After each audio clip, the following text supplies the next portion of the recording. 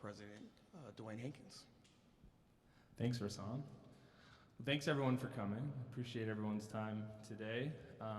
Just want to talk a little bit about some of the business stuff and then take on some questions. So from a season ticket perspective, we renewed about 85%, which is actually our lowest since 2012-13.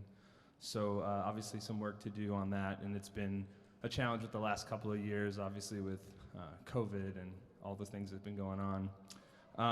We had a robust summer of events and concerts on campus, and our season ticket holders are obviously phenomenal. They've done a fantastic job showing up. One thing we're excited about is coming back to the Moda Center this year. At concerts and events, we've seen that no-show rate really go down. So where we were at about 26% last year for games, which means that out of all 4 tickets being used, 1 ticket was not showing up. So we're excited to see that rate go down, and we've seen it go down with some of the concerts and events that we've had this year. And yeah, all indications are that our season ticket holders are feeling fine, they're feeling safe, they're feeling good about coming back. On the commercial partnership side, we're excited. We've got a lot of really great partners that have come on. Alaska Airlines has come on in a big way to renew their partnership. Avaca, which you've seen, is new in the broadcast space, and is another new option for fans to be able to watch games. And both of those partners are at the Rose City status. And then we just finished hosting another successful Rip City rally with Moda.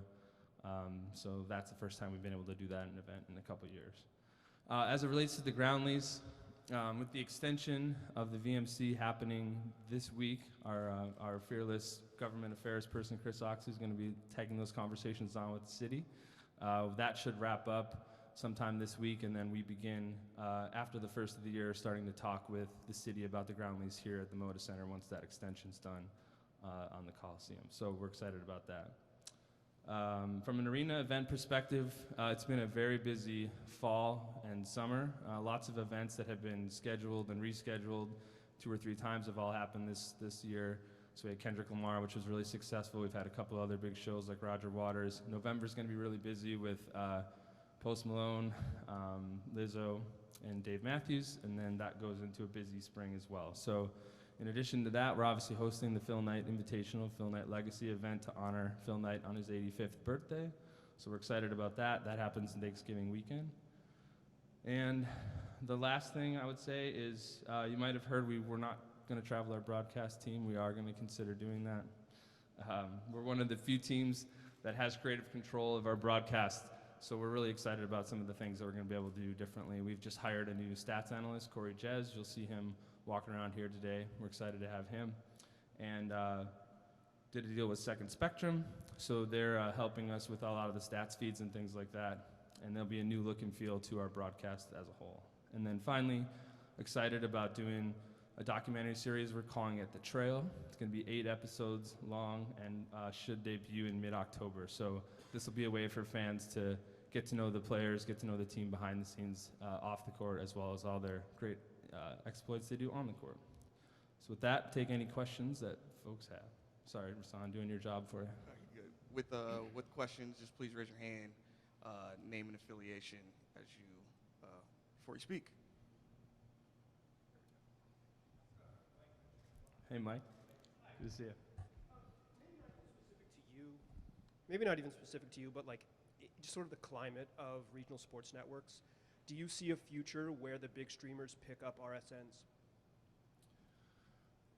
That's a great question. So I do think that the big streaming companies have a lot of interest in sports, and they have had it at the national level, of course, whether it's been Thursday Night Football, MLB, or other things.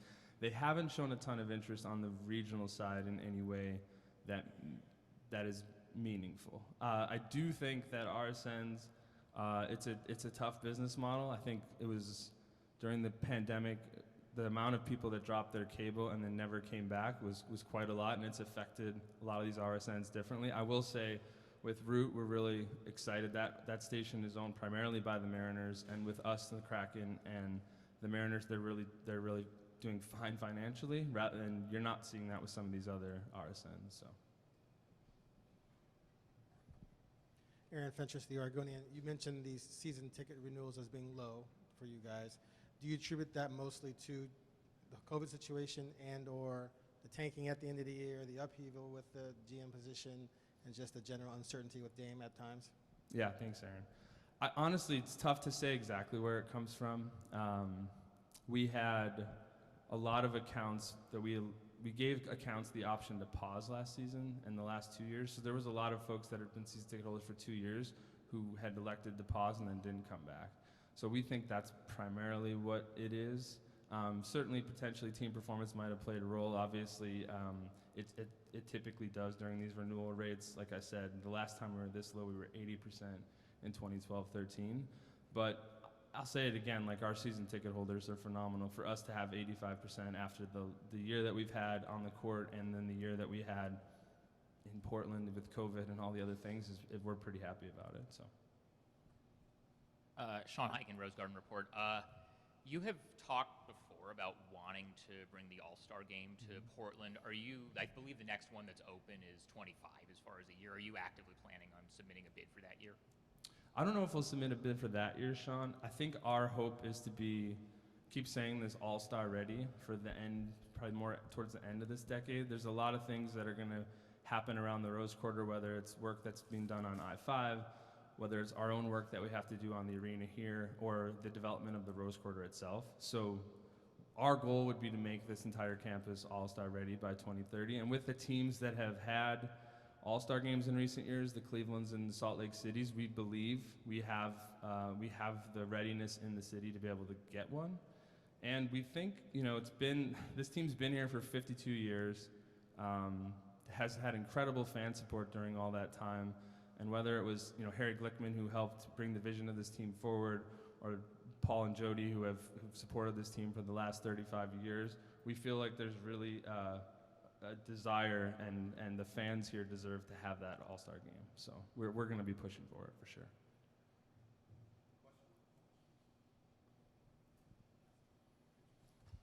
Sorry about the sun in your eyes there, Jason. Aaron Fentress, the Oregonian. Can you elaborate more on what it takes to become All-Star ready? Yeah, absolutely. So obviously what we have heard in the past from the league is not having enough hotels. We're seeing a lot of those hotels come up. The last time we bid, we didn't have this Hyatt, which was right over here. That Ritz-Carlton that's getting built will be another big benefit of that. But I just think it's more around the things that we need to do in the Rose Quarter and the arena. So the last time we would have bid for a game, those requirements from the league around what the arena needs to look and feel like, we're probably behind in those areas. So we need to improve, whether it's scoreboard or other things that we would need to do. So that would be part of a bigger, renovation that would happen again in the next few years. So. Dwayne, there's been some reporting recently that Portland is one of the six cities that's on a short list to possibly get a WNBA expansion team, and the Blazers put out a statement saying that they would support that. Is that something that you guys are actively involved in right now, or is there any kind of update on where any of that stands? Yeah. We've been talking to one of the groups that's interested in owning the team, and when you talk to them, they have a real passion for the sport, and for no other reason, just to see that type of passion and ownership group as part of those that represent the WNBA, I think would be a huge benefit. So you just take that part aside, the ownership is very excited. And then secondly, Portland is obviously, with the support of women's sports in this city, I think it would be really, really successful. So we're excited. Anytime people want to bring more basketball to this Rose Quarter campus, the better for us. And so, we're here and standing by and supporting whatever effort that looks like, for sure. We can take a couple more if there are any. All good? Okay. Thank you, Dwayne. Thanks, everyone.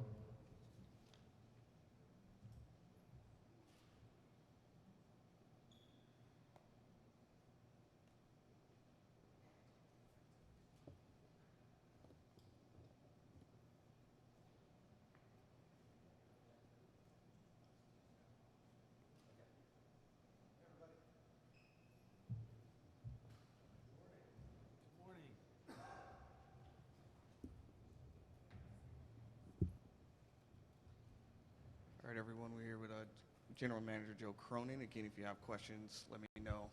Name and affiliation. We'll start here with Joe. Thank you.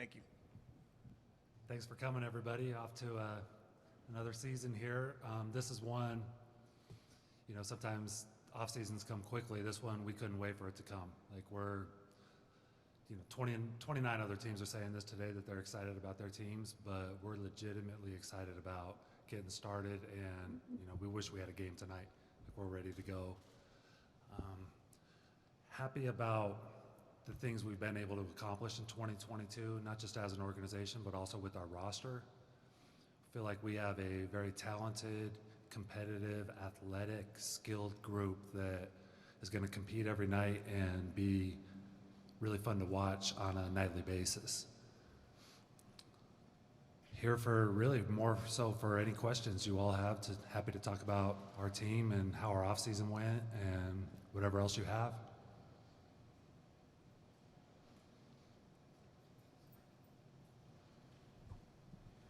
Aaron Fentress, the Oregonian, you mentioned you couldn't wait for this season to get here, obviously because of all the madness that went on last year. How are you feeling about this team's ability to, A, win back some of the fans who might have been turned off, and B, just set this franchise back on the course of at least being competitive and winning as it has been for so long? We're very confident that we're going to be a very entertaining and watchable product and a very competitive group that we're hoping that makes a lot of noise, not this year, but for the many years to come. So I think, we understand that we're constantly, continually trying to get better, but the foundation that we have right now, we're really encouraged by and really excited to see them get out there and play. Danny Marrington, the fan. Joe, there's been a lot of press releases recently about surgeries and injuries. How healthy are guys going into training camp, and then are there any limitations to guys in training camp and preseason? We have a few minor soft tissue things going on that won't or shouldn't affect guys a whole lot in training camp starting tomorrow. The only guy that won't be a full go or almost a full go right away is Gary Payton II. We're expecting him to be ready closer to the start of the season. But other than that, the guys are doing well. Jason Quick, The Athletic. How did that 4-game stretch before the All-Star break influence how you handled the rest of the season, and what about that stretch kind of stood out to you? The spirit of that group stood out, where it was, a bunch of young guys, but we also had Anfernee, Josh, Jusuf, and Nurk.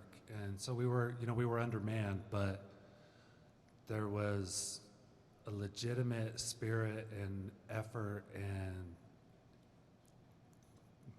severe team approach to that group where they shared the ball, they really guarded, they really cared about each other's progress and success, and played Chauncey style of ball where it was basically it wasn't about outscoring them, it was about getting stops.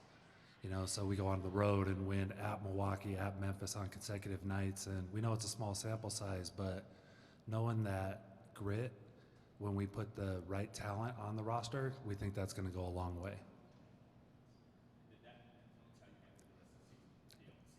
It did, yeah. I mean, not only in retention where we saw the success that Anfernee, Josh, Jusuf, Nurk had, but also, okay, how do we add to that? So to go out and get Jeremy Grant, to add Gary Payton II, to bring back Drew Eubanks, to add 2 really talented rookies that all play the way Chauncey wants to play. So that was important to us and a really consistent theme.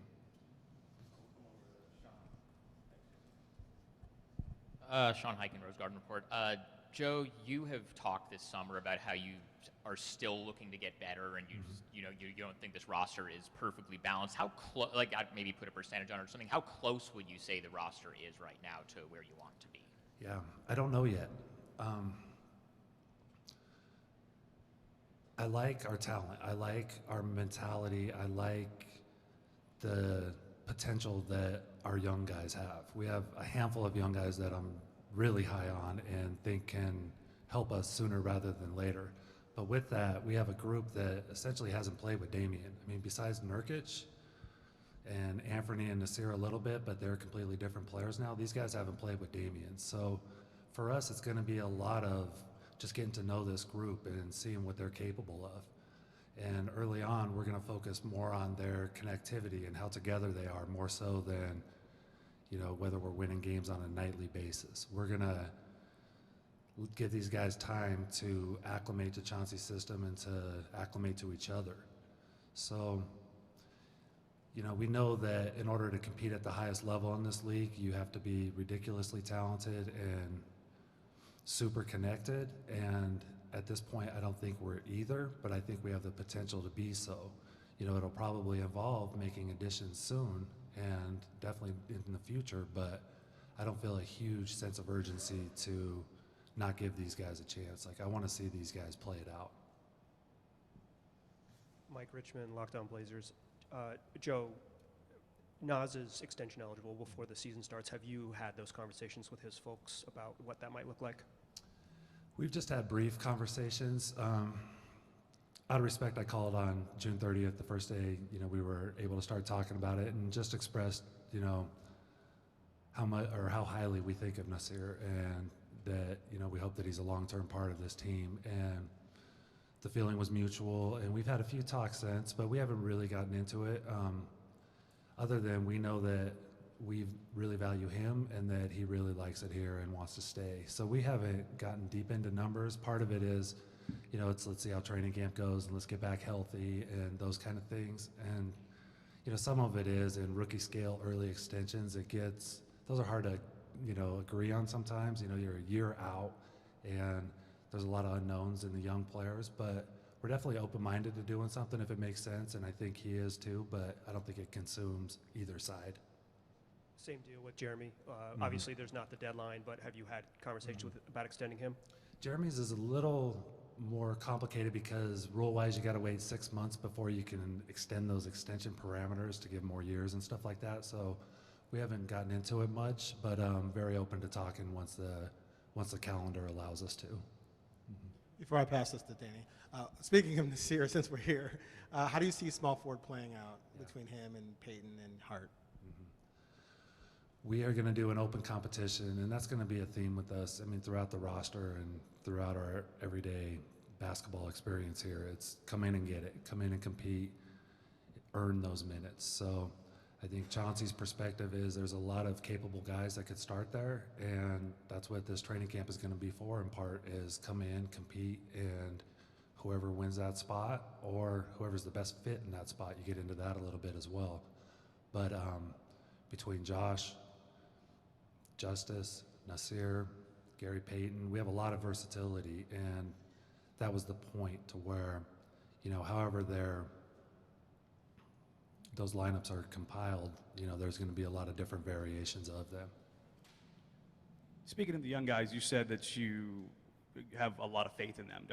Is there a plan to try to roll them out in preseason, in camp, try to give them that exposure, that opportunity to have that chance to get out on the floor? The goal is always to get those guys as many repetitions as possible, especially, someone like Shaedon, who has had very few.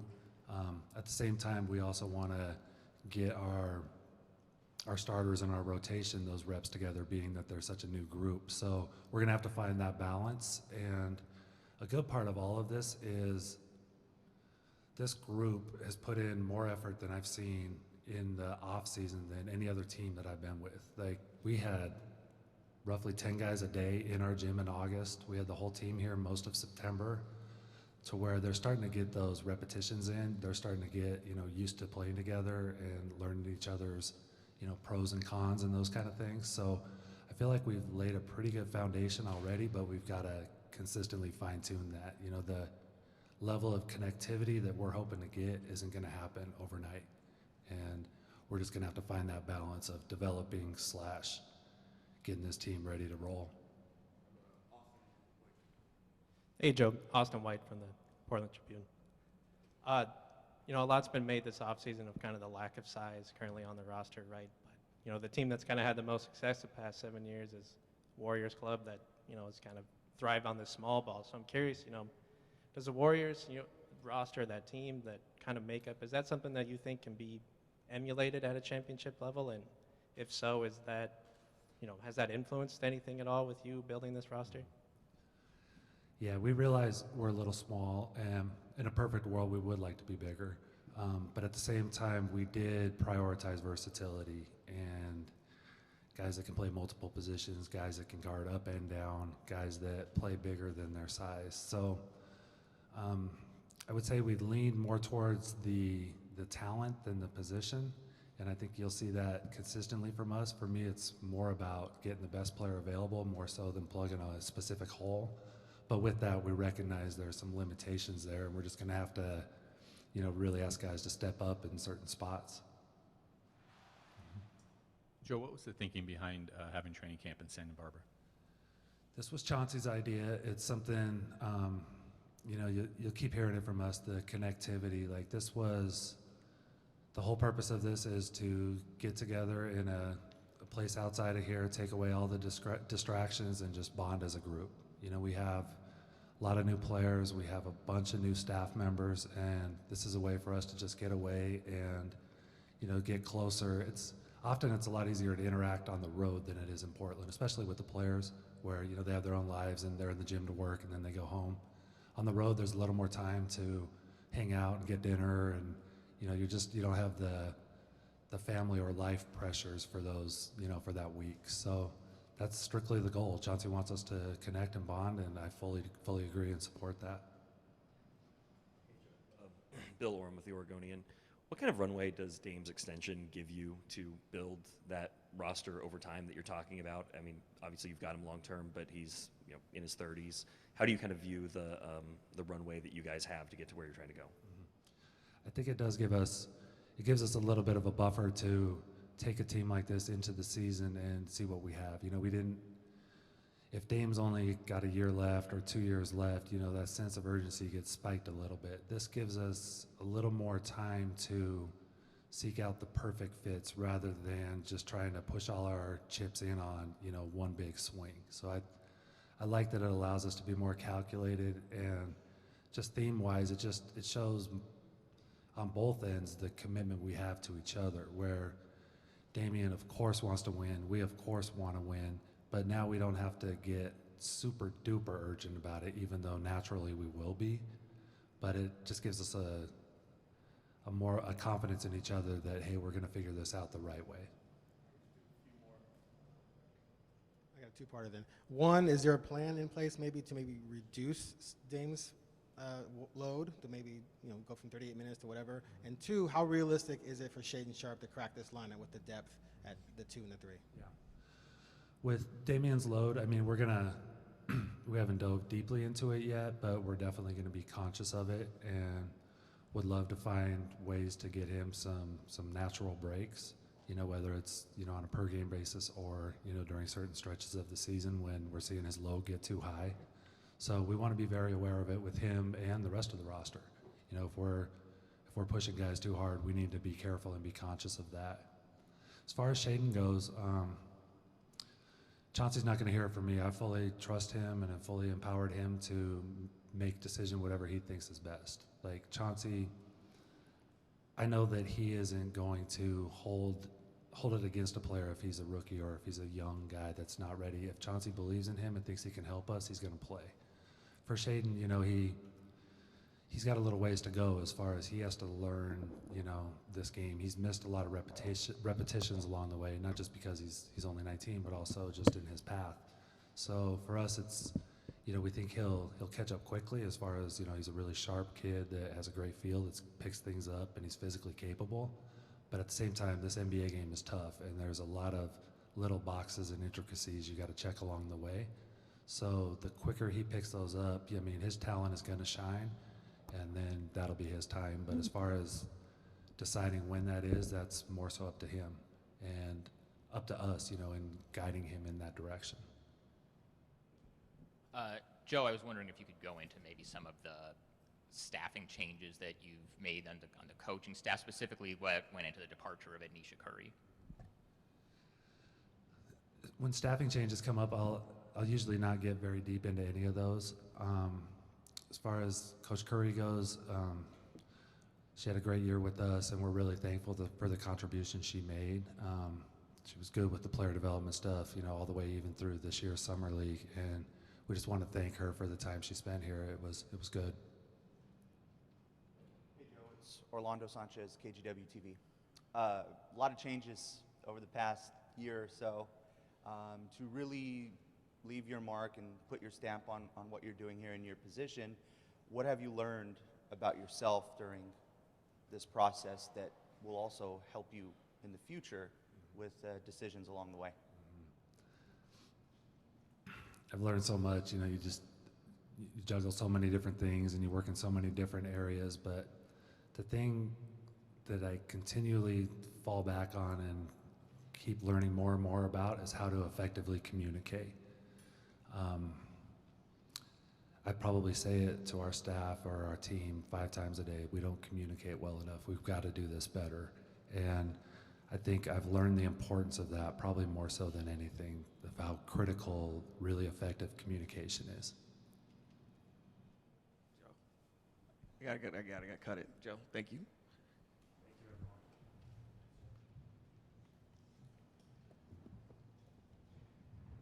Coach Billups. Coach Billups will be next.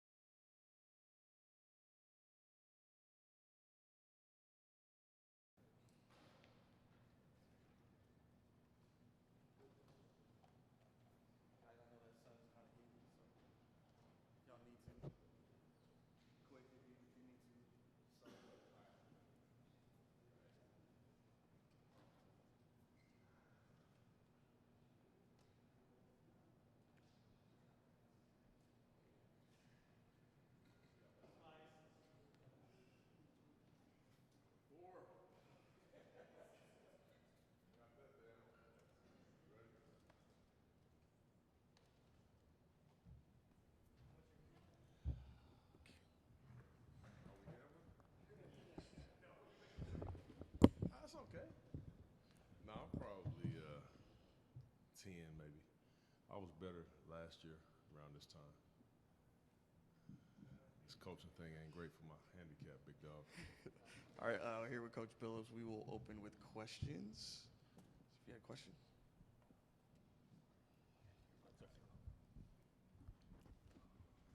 You've talked about numerous times about how tough last year was. You grinded through it. Now you're here with another chance and a team that you have more of your fingerprints all over the roster. How excited are you? What are you anticipating with this group? And how do you feel about just getting back to a fresh start? Why you always ask 4 questions, man? Oh, the worst. It's because this thing passes around. I might not get it back. I can't remember, man. No, I mean, I think we all understand how tough last year was. But it was one of those things that, and I've always just kind of believed this, like everything happens how it's supposed to. And you just got to take all the lessons away from it. You know, I learned a lot. And throughout that year, you know, we had a lot of influx with our roster and our organization. I mean, it was just a lot, period, for everybody, not just myself. But as a coach, you know, I learned a lot. I feel so much different right now, sitting in front of you guys a year later, you know, going into my second year, second training camp, second everything. Everything was a first last year for me. I'm happy where everything is at. You know, I think the synergy between Joe and I and how we trying to put this team together has been beautiful, you know.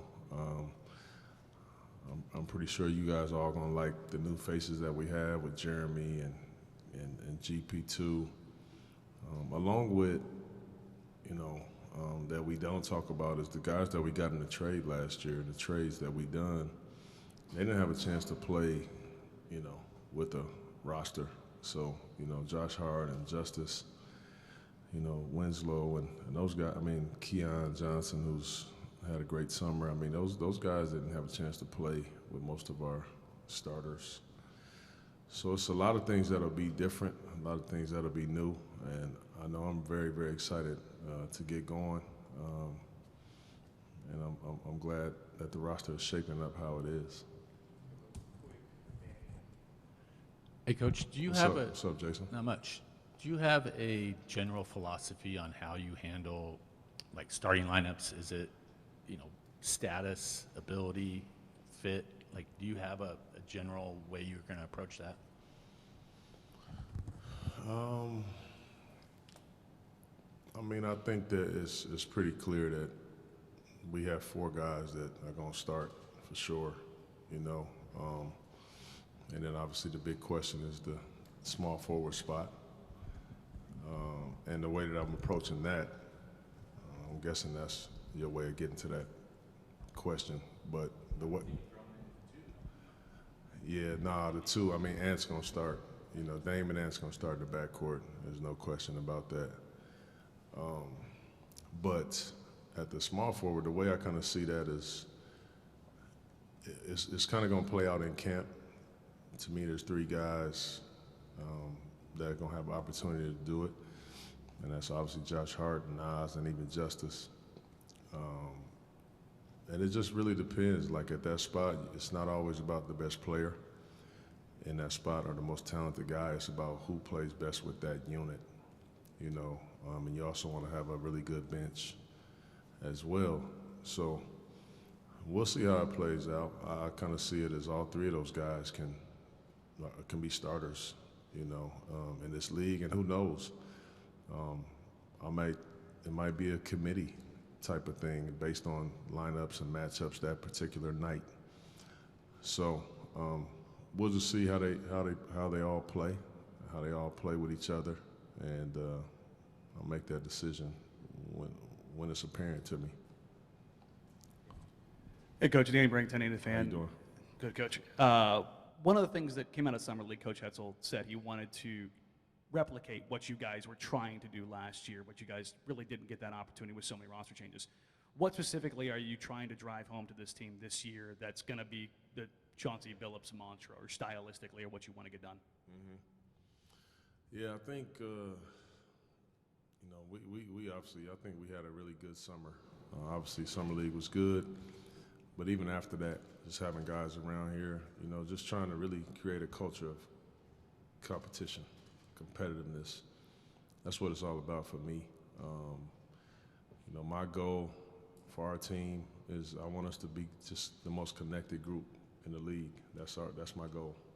It's not a wins and losses. It's not none of that, none of those things. I just want us to be the most connected team in the league. And I know what comes with that. The most connected teams all are pretty successful. So that's my goal for our team. And that's the kind of team that I want to build. I want to be the type of team that nobody really wants to play against. And to be that team, offensively, you have to share the ball. You got to be less predictable at times. Defensively, you got to just really get after it. And you got to have a lot of grit when you play. And you got to be able to compete every time you're out there when you play. And nobody likes playing against teams like that.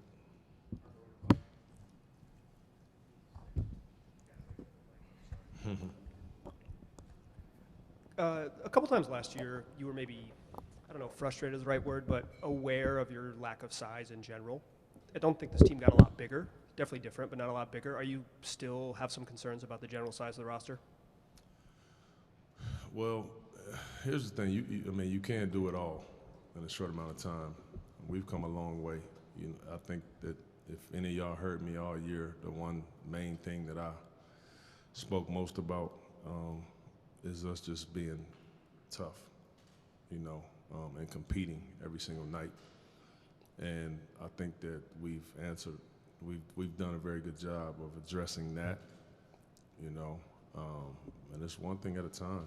You just can't get it all. This league is hard. It's hard to get better. It's hard to get the players that you want at all times. But I like every single player that we have. They all have been handpicked. I love what they can do. They all do different things. And I think I'm pretty confident knowing that, like, when you beat us this year, you're going to earn it. going to earn it, and I can live with that. Joe Becker from K2. Chauncey over here on your left. Last year, your first year, so many injuries. What do you think you learned most last year that's going to help you going forward coaching the team this year? Yeah, that's a good question. I learned so many things. You know, I thought last year, I would say this, my very first lesson as a coach is we had training camp, and man, I thought we had a really good training camp. I did. And then we opened up the preseason and we played the Warriors, and they shot like 69 threes against us. And like, seriously, 50 of them was wide open. And I just felt like they were in such better shape than we were in. I mean, it was my first lesson. And then we played Phoenix in the preseason, maybe the next game. And I thought they were just kind of running around on us too. And so I felt like coming in this year, you know, we needed to be in better shape. And I really made that a point of emphasis this summer for us all to just be in better shape coming into camp, not getting in camp and starting it, you know. So that was like maybe my first lesson as a coach, because once you get there to that point, there's nothing you can do about that, you know. You missed the opportunity, you missed the window. And so my staff and I, we made that a conscious effort to make sure these guys were in shape and getting them in earlier and just making them aware of it. And so that's probably my first lesson. I think that's really important. And, you know, it doesn't matter what kind of system you want to play or how you want to play. If you're not in great shape, you're probably not going to play great, you know. So that's one of a ton. Chauncey, Nick Krupke from Fox 12 here in Portland. Going down to Santa Barbara, you want to be connected. How much do you look forward to that time on and off the floor to make that bond together? Yeah, that was an intentional thing. I wanted to take our camp away. The NBA is just so tough now to practice and bond and connect once the season gets going. And so I've always thought the best way to connect for a team is on the road and being away, because you got to lean on each other. So, if, you know, for instance, if we had camp here, obviously we'd have a good practice and things like that, but then everybody goes home. They go to their, you know, their kids, their wives, girlfriends, whatever it is, and then you lose that, the rest of that day as an opportunity to really connect. And so it's just very important. Like I said, that's my goal for our team, so why not start that from day one? And our guys are excited about it. Hey, Coach. Orlando Sanchez, KGW TV here in Portland. Wanted to ask you about Jusuf Nurkic, the summer that he had, and you getting a chance to watch him play, and just the importance of Nurkic being Nurkic at his highest level. How important is he to the success of this team? Yeah, I thought Nurk had a really good summer. You know, being able to play, you know, on his national team, I think his confidence is really high. You know, they play differently than we play, you know. They throw him the ball most of the time, and he's just punishing people. They don't really call charges over there, so he really is the Bosnian beast when he plays there. So he was very appreciative that Joe and I came and spent some time with him and watched him while he was in Germany. But Nurk is he's such a good teammate. He's all about the right things. I just love pouring into Nurk. He's going to be such an advantage for us. I mean, when he didn't play for us last year, people were just in our paint, just getting anything they wanted against us, you know. And I don't think he gets the credit that he deserves for being a really good rim protector, paint protector. Rim protection is not always block shots, you know. You got a big old guy in there like that, you got to think twice about going down there a lot of times. So he's obviously going to make a big difference for us on both ends of the floor. You know, I've been talking with Damon and Jeremy and everybody about being better about moving off of the ball when you don't have the ball in your hands because he's such a good passer. And he's actually looking to pass, you know. So we got to try to take advantage of some of those, some of Nurk's strengths a little more. Chauncey, when it comes to the defensive end, do you have kind of a benchmark for, like, we want to be top 10 or we want to be top half of the league, or do you have like a specific number or like a specific, like, we want to be this place in the league defensively to consider that part of the ball a success? Yeah, no, not really, not really. It goes kind of along with offensively and our connection and things like that. I just feel like if we're competing on that end, to be honest with you, you just let the chips fall where they may. You know, I'm not going to say we got to be top 10 because what if we're 12 and we're having a great season? It's like, damn, we're not top 10. I don't like to do that. But we all know that we can't be where we've been, you know, and we're focused on that. Sean stole my question, so I'll go with this one. With the depth you have in the backcourt, is there maybe going to be a plan in place to reduce Damian's workload?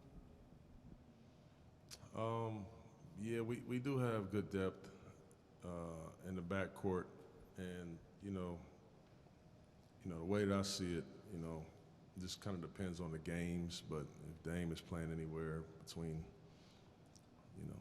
32, 34 minutes, that's great, you know. But that means we're playing pretty damn good, you know. And he wants to play 42 minutes, you know, that competitor in him. So if we have it where we want it, you know, I'm hoping in there around 34-minute mark, but we'll see. You know, we'll see. Chauncey Austin White with the Portland Tribune.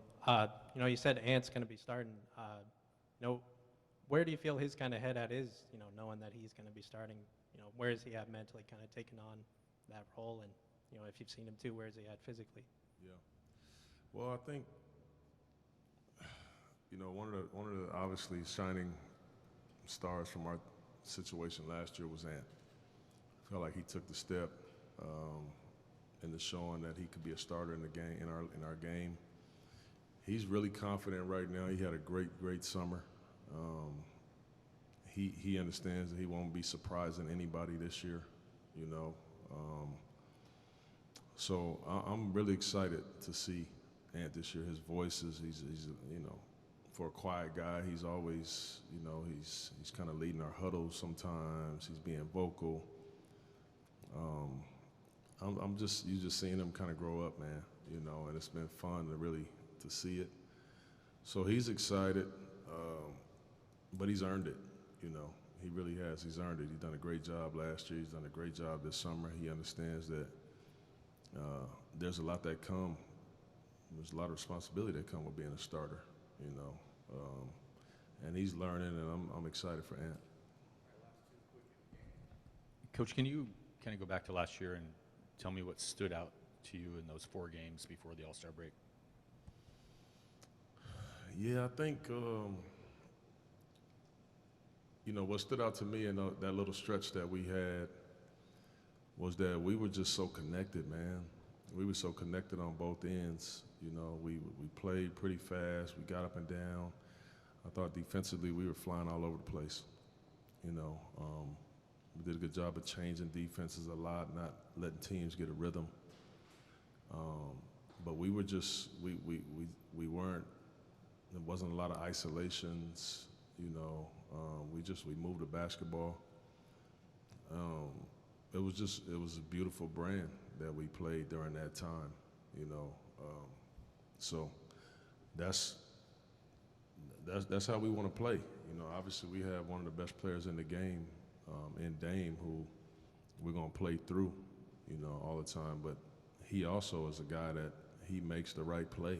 When you double him, he's passing it. Like, he's getting off of it. He's making the right play. So we got to make sure everybody plays that way. Why then? Well, I felt like we had those guys for a little while. They had been playing with each other for a little while, and things just click as you start doing it more.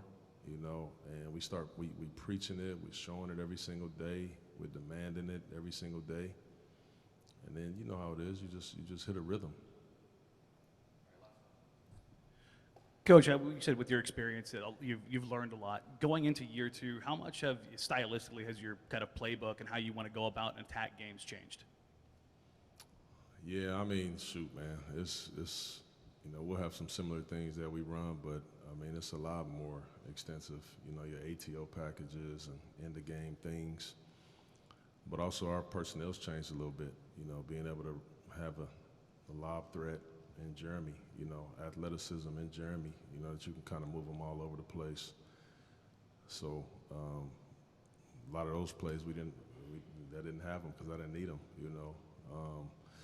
But yeah, there's a lot that's changed with me just kind of studying the league, studying our stuff, you know, our personnel, other teams that have a similar personnel, you know, things that work for them. Like there's just so many different studies that you have all off season. I'm sorry, just trying to get better and prepare ourselves. So it'll be different, you know, but at the same time, you know, basketball is basketball. We want to just play the right way. All right, thank you, Coach. Thank you. Press conference marathon continues. Please hold.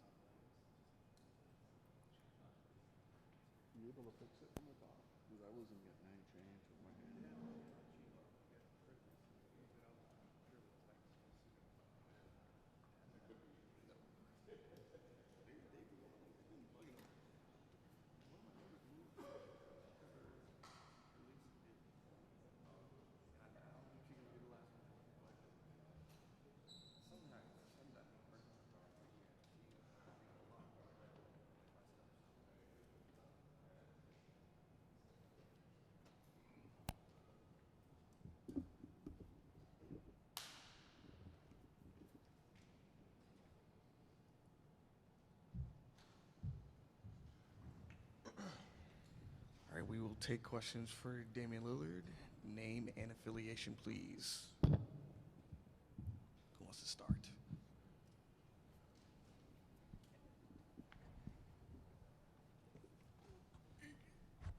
Jason Quick, The Athletic. Dame, can you maybe talk about what kind of perspective you gained in being sidelined last year? I mean, it was probably the first time in my career that I had to just watch. You know, I had to step away and deal with something that had been, you know, bothering me for a couple of years. But just the opportunity to be at home and be with my family and, you know, just focus on myself personally and focus on getting healthy and just, you know, building myself back and without the responsibility of performing, of, you know, worrying about winning or losing and things like that. It just, I just think it recharged me. You know, it allowed me to get to a place where I come back into the season where I'm just, I would say calm, you know, at peace, excited to play again. You know, you get in a year after year after year type of cycle where it's just like, all right, you know, the season is back, the season is back. So stepping away, it allowed me to be excited to play again and, you know, to feel good and to, you know, I had the last 9 months of family time, some traveling, doing stuff that, you know, I know is going to fill me up personally so I can come back into this season, you know, just feeling different. You know, I feel, like I said, I feel charged up again. Dame, Mike Richmond, Lockdown Blazers. Since you've been around the last couple of weeks at the PF, who has stood out to you and in what ways, like just playing with guys? I mean, I couldn't say one person. You know, I think I've just been excited about the way our team looks. You know, for me, I'm excited, like I said, to be back playing and to be back around the team, but just looking at how our team looks, looking at Jeremy and, you know, the size, the athleticism, the versatility sticks out, but then, you know, being able to see his skill set up close has been impressive. And then just seeing the growth of a lot of our young players too. Keon Johnson, I think to me he's been the most impressive player from last year to this year, just development-wise, and seeing how he's approaching the game and what he's doing. Seeing the younger players not try to prove themselves as far as, I can do this, I can do that. They doing the things that can, help the team and what they can get on the floor and actually provide for the team. So, that's been the biggest thing for me, is just seeing the way that our team looks, the type of shape that we came in a month ago. Guys was in good shape. Everybody's body looked good. We was having quality runs. We just was, having a lot of time around each other, and also having a lot of conversations about the things that we want to do, not wins and losses wise, but just the things we want to do as a team, how we want to play, what type of things, we're going to do on the floor. So it was exciting to see and to, just to be a part of that. Aaron Fentress, the Oregonian. Dan, you've talked in the past about how you and CJ would hold each other accountable. He's gone now. One, how weird is that to be here without him? And two, is there anyone else on this roster who can have that kind of clout with you? It was definitely a little bit weird last season, I would say. Just, once the trade happened and him not being around, I was so used to him being around and his locker being across from mine. Talking to him after games, at practice, just, I was just used to it. That was pretty much my whole career. But I think it's, seeing him on another team, then them being in the playoffs, and, even when I saw him this summer, in the gym a few times, just, we just not on the same team no more. And it was, it became clear, and I just kind of, came to grips with that, and that was that. But I think this year, me and Ant, we've always had a good relationship since he came into the league. I've always kind of mentored him on things and how I think and how I go about things since he was 19 years old. So I think his ascension and his rise has been obvious. And, I think because of the foundation of our relationship is we're going to be able to have the same thing. I can speak to him the same way. And, when he does talk, he can speak to me however he needs to. But there's a lot of comfort there, between us. He's comfortable with me, I'm comfortable with him. I believe in him, he believes in me, and I think that's, now it's just time to continue to grow that. We got to share the floor. And one thing me and CJ always did was we made sure that, we had each other's best interests.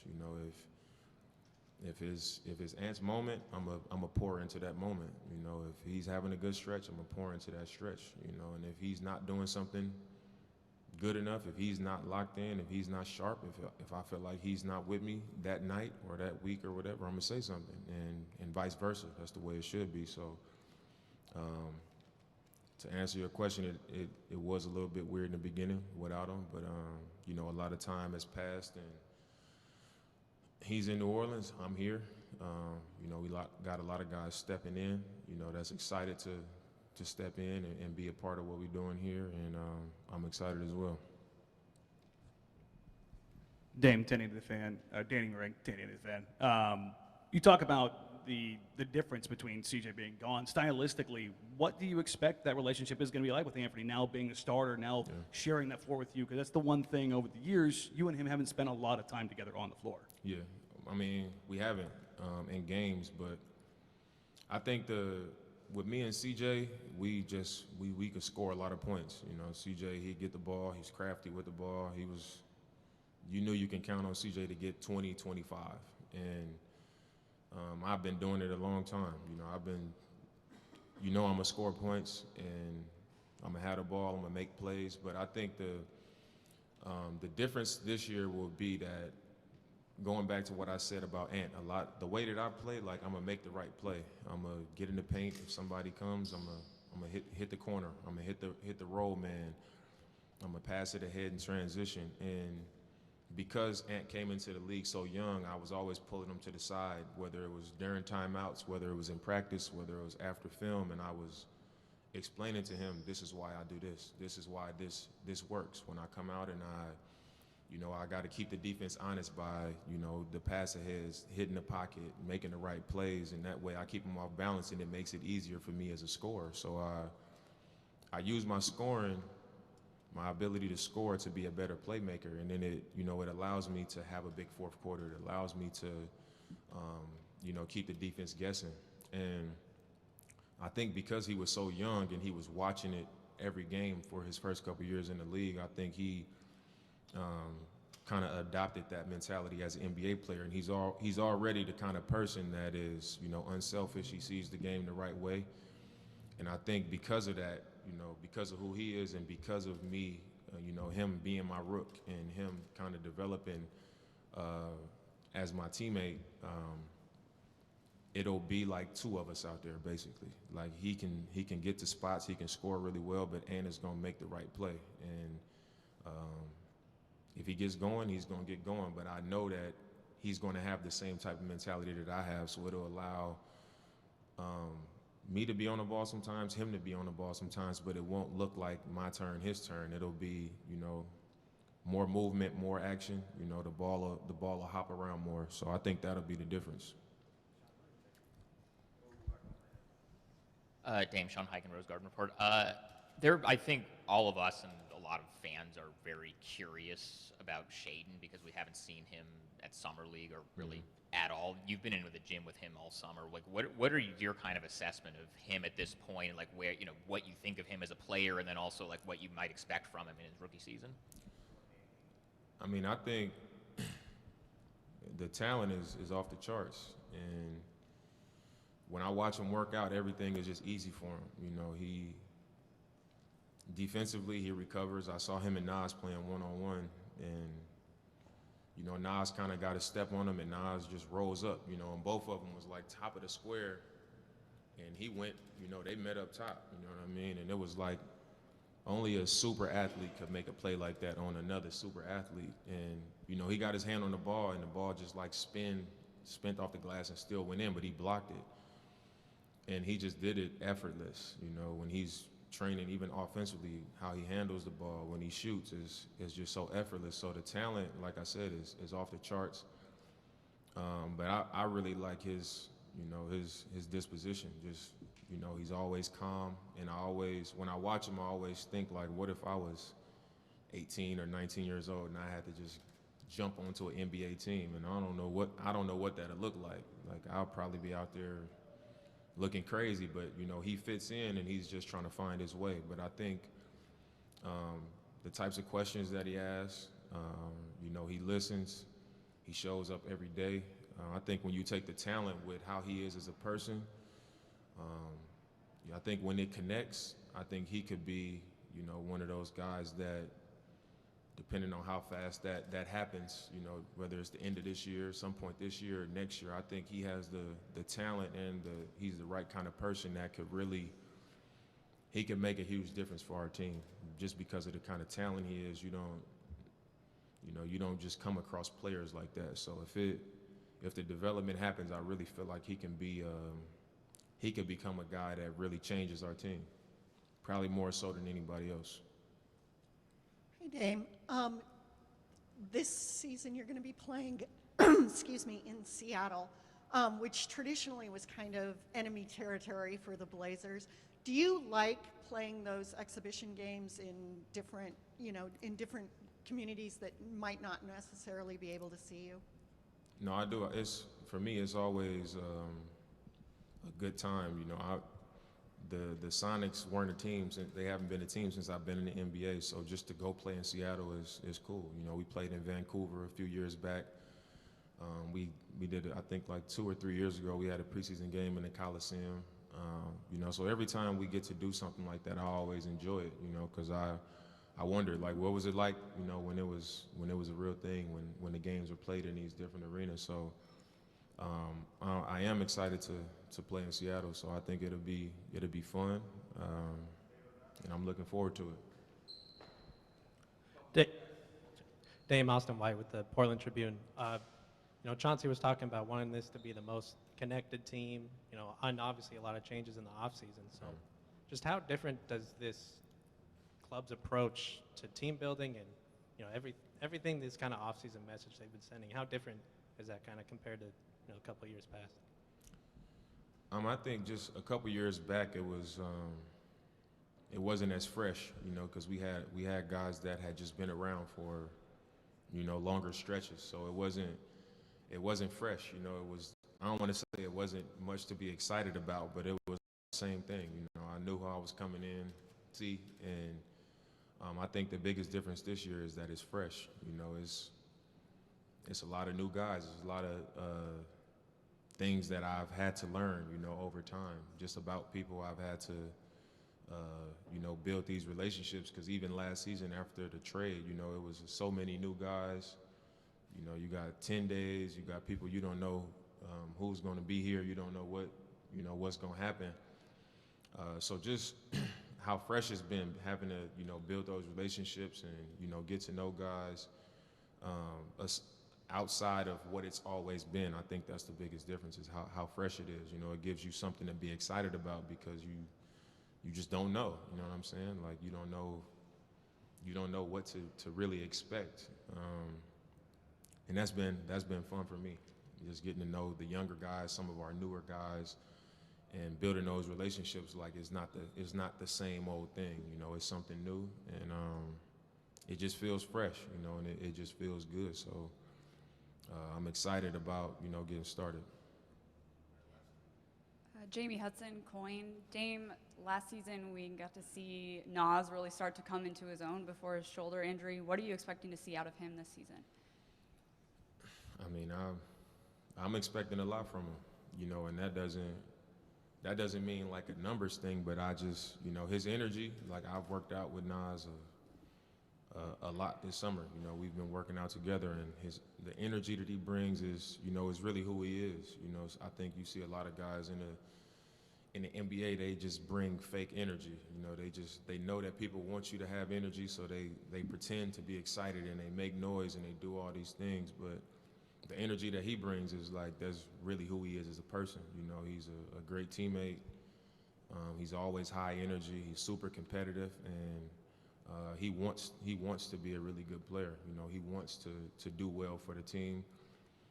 So I mean, how he's been shooting the ball, how hard he's been working, him being healthy and him being fresh and having a break similar to what I had, coming into a season knowing he's going to have more of an opportunity, him also being able to build and be comfortable with the relationships on our team, even with our staff, everybody showing the belief in him that we have. I think it'll be, I think he's going to have a great season. Hey, Dame. Orlando Sanchez, KGW TV here in Portland. You've had a lot of time to reflect and think about things and, prioritize what's important to you in life. As you add another year into your career, what motivates you at this point? I look at, all the success that I've had over the course of my career, and just being at home with my family, I felt like I got a small taste of retirement. Just like being at home every day. I go to the gym, I come home, I'm at home a few times, just with 3 kids. They driving me crazy, and I'm just looking at highlights sometimes, like, man, like I'm getting excited to play again. But it just made me think, like, whenever this happens for me, whenever I'm done playing, I want to be able to look back and know that I accomplished everything that I wanted to accomplish. So just winning a championship, I really want to have that experience. Even not playing last season and seeing Golden State have a few down seasons and a few bad seasons, and then them show that they were still connected, and have some young guys come in and step up and go out there and do what nobody expected them to do. Just all of those things. It just, being at home made me just realize that when I'm done and when this is really my life, I want to be able to look back and know that I experienced the top, and just knowing that I do things the right way, and I know I work hard and I do everything that I'm supposed to do to give myself a chance. it made me realize how much I wanted that experience, you know, to be able to look back whenever my career is done and know that I felt that. Bill Oram with the Oregonian. So do you feel like this team made the changes that get you closer to a championship this summer? And when you look down the road, you've got the extension now, you can take the long range view. Do you see that with this group, and do you feel like you know what steps are necessary to get there? I mean, I don't really know anything. I mean, you can only do what you think is right, and like I've been saying, you know, I believe in Joe, I believe in Chauncey, and I think what we did with our roster gave us a much better chance than what we had prior to that. And over the last month and a half, just looking at, like I said, the way it looks and the way it feels, I feel like we are much closer to that. You know, we've given ourselves an opportunity to really move closer to that. Looking at our size, the athleticism, our versatility, the mix of experience, and you know, young guys that are turning the corner. I think a lot of the more successful teams that you see in the league now have that type of makeup. You know, they got the length, they got the toughness, they got athleticism, they got some youth, they got some experience. You know, and they together, they connected, they believe, and you know, I think that's definitely the path that we're on now. So I think we are in a better position, and we've put ourselves in a better position and given ourselves a better chance to make that happen than we were previously.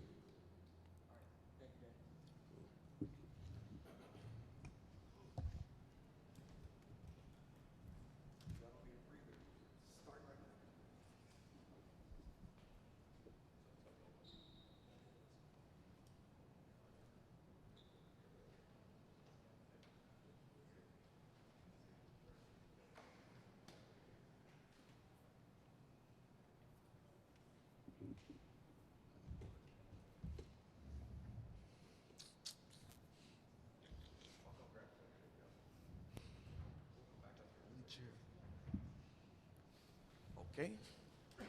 Sorry. Here, Anfernee Simons. I was going to come back here to start. Did you want to start? Good. Anyone? Try.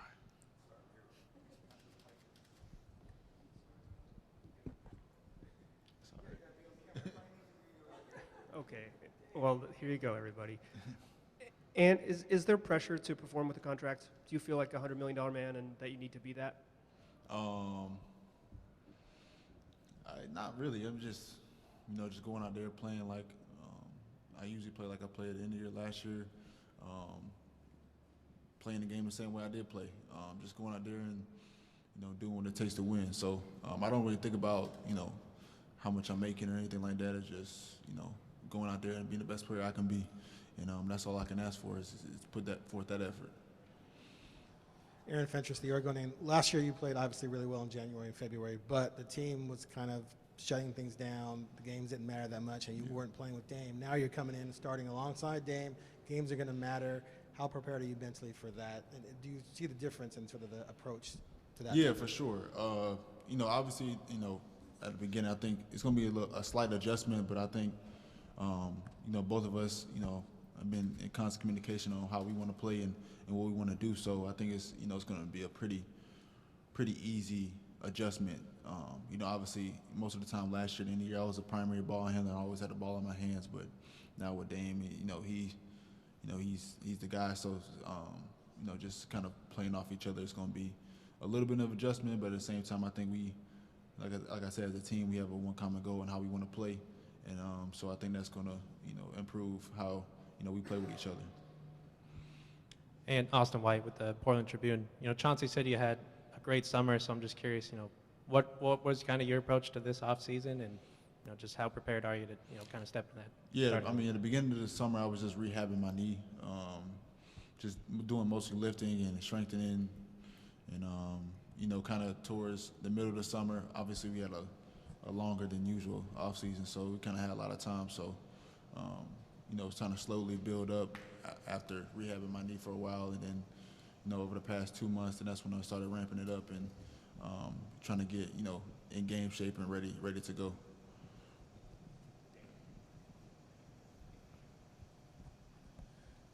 And and with your move into the starting lineup, how different is it going to be for you to work off ball, work with Dame? Because one of the things we talk about with Dame is that although you guys have been around each other for years, you guys haven't spent a lot of time together on the floor in those starting circumstances. What's going to be different about it as you attack each game each night? Just kind of figuring out what the game plan for first of all Dame is, because most of the team's going to show him attention first, the most attention before they show me. So just kind of adjusting of how the teams are playing playing us, and I think we kind of figured out from there. I think both of us play the game in a similar way where we like to make plays for others and create a lot of attention on the ball. So it's going to be kind of pick your poison type of deal where we're just playing off each other and playing as a collective unit. And I think Chauncey's implementing a great system for us where we're just free flowing out there and playing freely. Hey, I don't know. I've been out to lunch a little bit, but did you have something done to your knee? No, I didn't do anything. You just talking about the tendonitis you had? Yeah, just normal rehab, like strengthening my quads and stuff like that. That's it. And that's your left knee, right? Your left knee, yeah. Jamie Hudson with Coin News. Ant, I know you talked about playing off of Dame, but what excites you most about playing alongside a guy like Jeremy Grant now? No, just obviously his experience. A lot of people don't realize how long he's been in the league, but just his versatility is something that we've never had before. His ability to guard 1 through 5, his ability offensively to stretch the floor, play in the mid-range area, kind of do everything, set screens, roll. I think it's something that we never had before, like I said, and he's going to, pay dividends to how how Dame plays and how me and him play together, and I think it just makes us more of a threat. Hey, Ant, Orlando Sanchez, KGW TV here in Portland. I know you had the opportunity to start last year and put up big minutes and big numbers, but I got to imagine that means a lot to you to be a starter. I got to imagine that was something you dreamed about as a kid in the NBA, being a starting guard. Sure.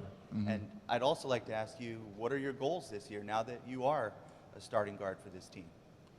Yeah, just obviously, goals to contribute to the team is just compete for a championship, and I think that's probably the biggest goal. I mean, personally, I want to be an all-star, so I think that's probably one of my personal goals, to be an all-star. So just continue to work every day to become one of those players, and obviously I have a lot of people helping me get to my goals as well. Chauncey, teammates, Dame, Jeremy, Nurk, all of them believe in me a lot, so it's going to be that much easier for me to achieve those goals.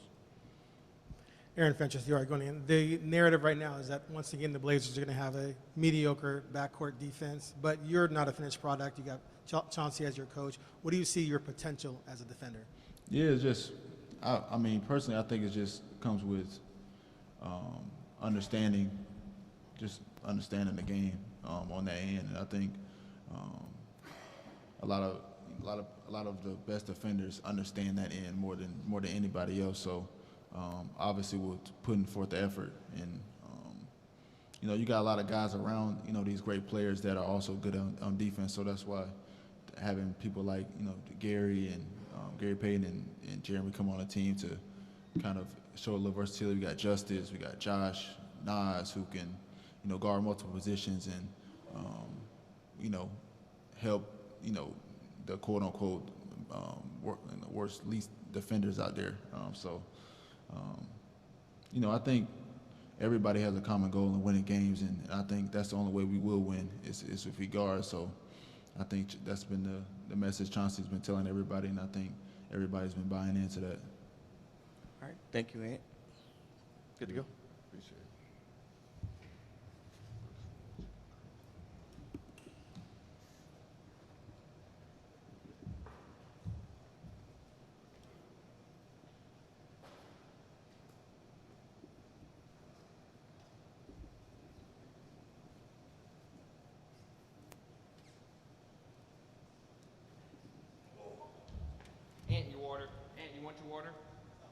Oh, okay. My dog. Right here with GP2. What's up, guys? What up?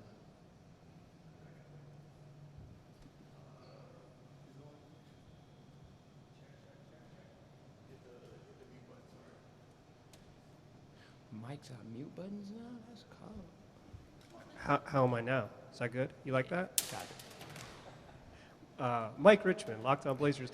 Gary, where are you at health-wise? What was that? Where are you at health-wise? Getting there. Be kind of like around the beginning of the start of the season, so not going to be too long. What are you able to do right now? Pretty much everything. Just cleaning up stuff and make sure and everything feels right and not try to rush back. Yeah.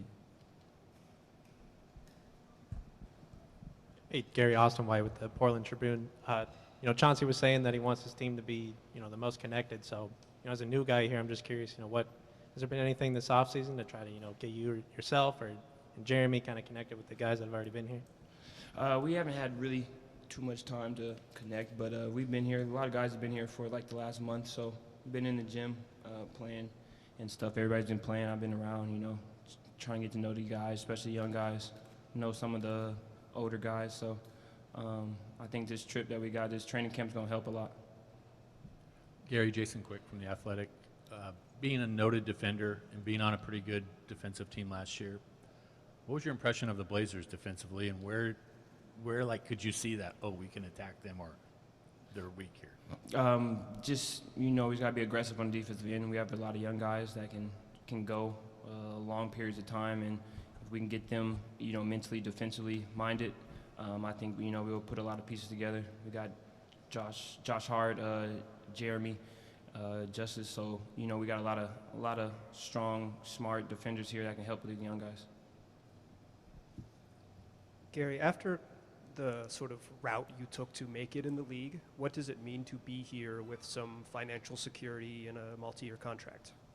I just know that I know I'm going to be in the next couple of years, so it feels pretty good to just know that I'm going to be here for a few years and I can unpack my bag. Can you kind of take us through what that was like how ending up signing here, this sort of negotiation process? It was just, just trying to find a place where a good fit, come to a place, I can try to help a team, get back to, a lot of wins and do what I can to help these young guys, grow as players in this league. And I think over the next couple of years, we'll be in the right spot to, make a good push. Aaron Fentress, the Oregonian. Last year you played with a superstar guard in Curry. This year you're playing with Dame. Can you compare and contrast the two as players and as people? Dame and Steph, as players-wise, they both have the same mentality. They just want to win, whatever it takes to win. Offensively, they take the same shots and same distance of shots. My thing is just to make it easier for Dame, whatever he needs. Whatever I got to do to make it easier for him, offensively and defensively. That's what I'm here for. And just off the court, they're both family guys. They stay in the house and they work on their crafts and the things that they take care of and do what they got to do. But they're leaders both on and off the court. And I think it's going to be really exciting, to follow Dame into battle. Gary, Danny Brang, 1080 The Fan. Your role with Golden State was weird. As far as it pertains to positional fluidity in the NBA. The roster makeup and Portland's a little bit different here. It's a little bit more guard heavy. Have you had those discussions on where and when you're going to fit into the lineup and how they kind of look to deploy you? It's probably going to be the same way. Last year we didn't have too many two bigs, and we, some number of bigs, games changing. We kind of play small, so I can play pretty much 1 through 5. So wherever we got to fit, and we go small ball. Chauncey he can throw me in anywhere, and I can probably get it done. Gary, Nick Krupke with Fox 12 here. Growing up, your youth in Seattle, Bill Russell was there. We see the 6 on everybody's jersey this year, Memoriam. Did you ever have a chance to have a chat with him, or as a kid? I have not. I was told that I met him when I was young, and I really don't remember it. But I never got to have a conversation, as an adult with him. But just a great, and just to be honored to have this number, on our jerseys. Now everybody's jerseys this whole year, just to show the, honor and respect of what he's done and what he did to the game for the game. It's just huge. Just exhibition on Monday, but kind of cool that you get to go back home to there. Yeah, I wish I can play. I'm trying to see some way I can suit up. Best to be in the building, though. Yeah, you just for like 30 seconds or something. But it's gonna be dope to see the renovation of Key Arena and what they did, and it's gonna bring back a lot of memories. All right, we'll do the last one, Sean. Gary, Sean Heiken, Rose Garden Report. With the injury, the surgery that you had, this is it's the same thing that Dame and Nas have both had in the last few months. How long had that been bugging you? Was that something you were playing on during the playoffs last year with the Warriors? How long had that kind of been affecting you? It was just some stuff I had to clean up just from previous surgeries, just throughout the season. Just had to thug it out, and after the season, I got it taken care of real quick, and it's no problem, and I'll be back before you know it. Appreciate it. Thanks, guys. Thank you.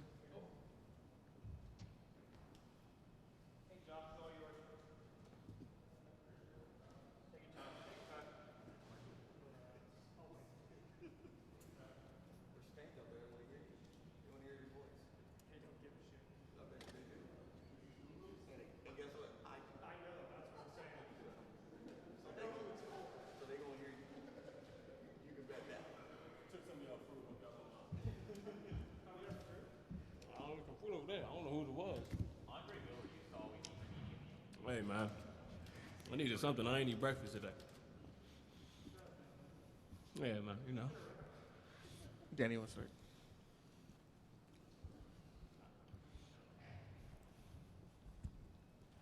Aaron Fentress, the Oregonian. You came to this team late. You guys had some success. You were shut down like everyone else. Now you guys are here. Everyone's together. You got a bunch of new faces. How are you really feeling about the potential of this squad? And you've been on some good teams, some disappointing teams. You've been around. You've seen the good, the bad. What do you think this team is? I wouldn't say I was shut down. I was hurt, right? I was hurt.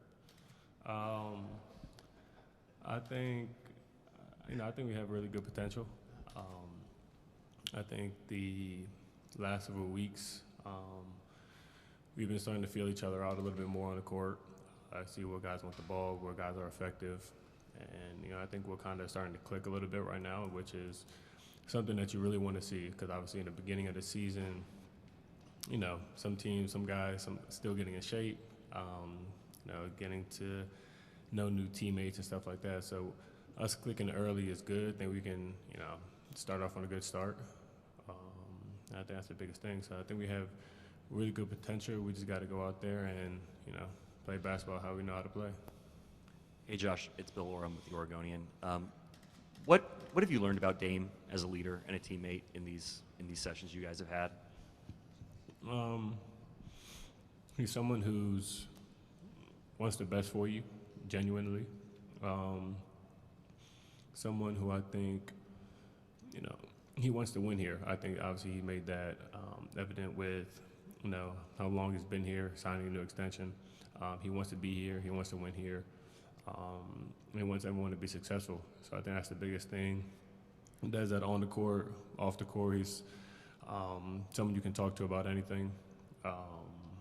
And, he lets you know, when you're messing up. And I think that's the best thing, having someone that holds you accountable and not just to themselves. So that's kind of what I'm seeing so far. I'm very anxious to see, how it is playing with him and sharing the court with him. So, I think I took enough of the 40 balls so now I don't got to worry about that, and I can watch him get 40 on someone else. Still mad you didn't get 50 that game? Yeah, T-Watt ain't passed me the ball, man. Stop passing me the ball with like 7 minutes left, bro. Like, okay, let me get 50. Like, let me get a couple threes up. But, I mean, it is what it is. Mike Richmond, Locked On Blazers. Do you want to start? Is that meaningful to you? I think if anyone says no, they're either foolish or lying. So, yeah, I would like to start. I think I've shown that I can start in this league and I can be a piece to a winning team. I think I've shown that. But now, it's up to Chauncey and the coaching staff. Going to go into training camp and play basketball the way I know how to play, and put the decision in their hands. And as a player, you're going to have to accept that decision, whether it's something you like or not, and make the best of it. Aaron Finchus, the Oregonian. Portland has typically had their training camp here. This is the first time in a long time they've gone out of state. I imagine you've done that before, and what are the benefits? No, you haven't either. So what do you hope this is going to accomplish for you guys? Well, for me, I'm hoping to, get into the low 80s on my golf game. So I think that's something I'm really looking forward to. Nice 3-4 days of golfing without being interrupted by my wife or anything like that. So that's what I'm hoping to accomplish personally. But as a team, that's on the record. Y'all can put that. Y'all can tweet that. Go ahead. But I think us as a team, we got a lot of new guys, a lot of young guys. So it's just about building camaraderie. I think the biggest thing, for us, we just got to go out there and play together and hoop together. I think that's the biggest thing. I think, there's two ways to look at, the camaraderie off the court and how that feeds into on-court play. There's two sides to it, but, we have a lot of good guys, a lot of high-character guys.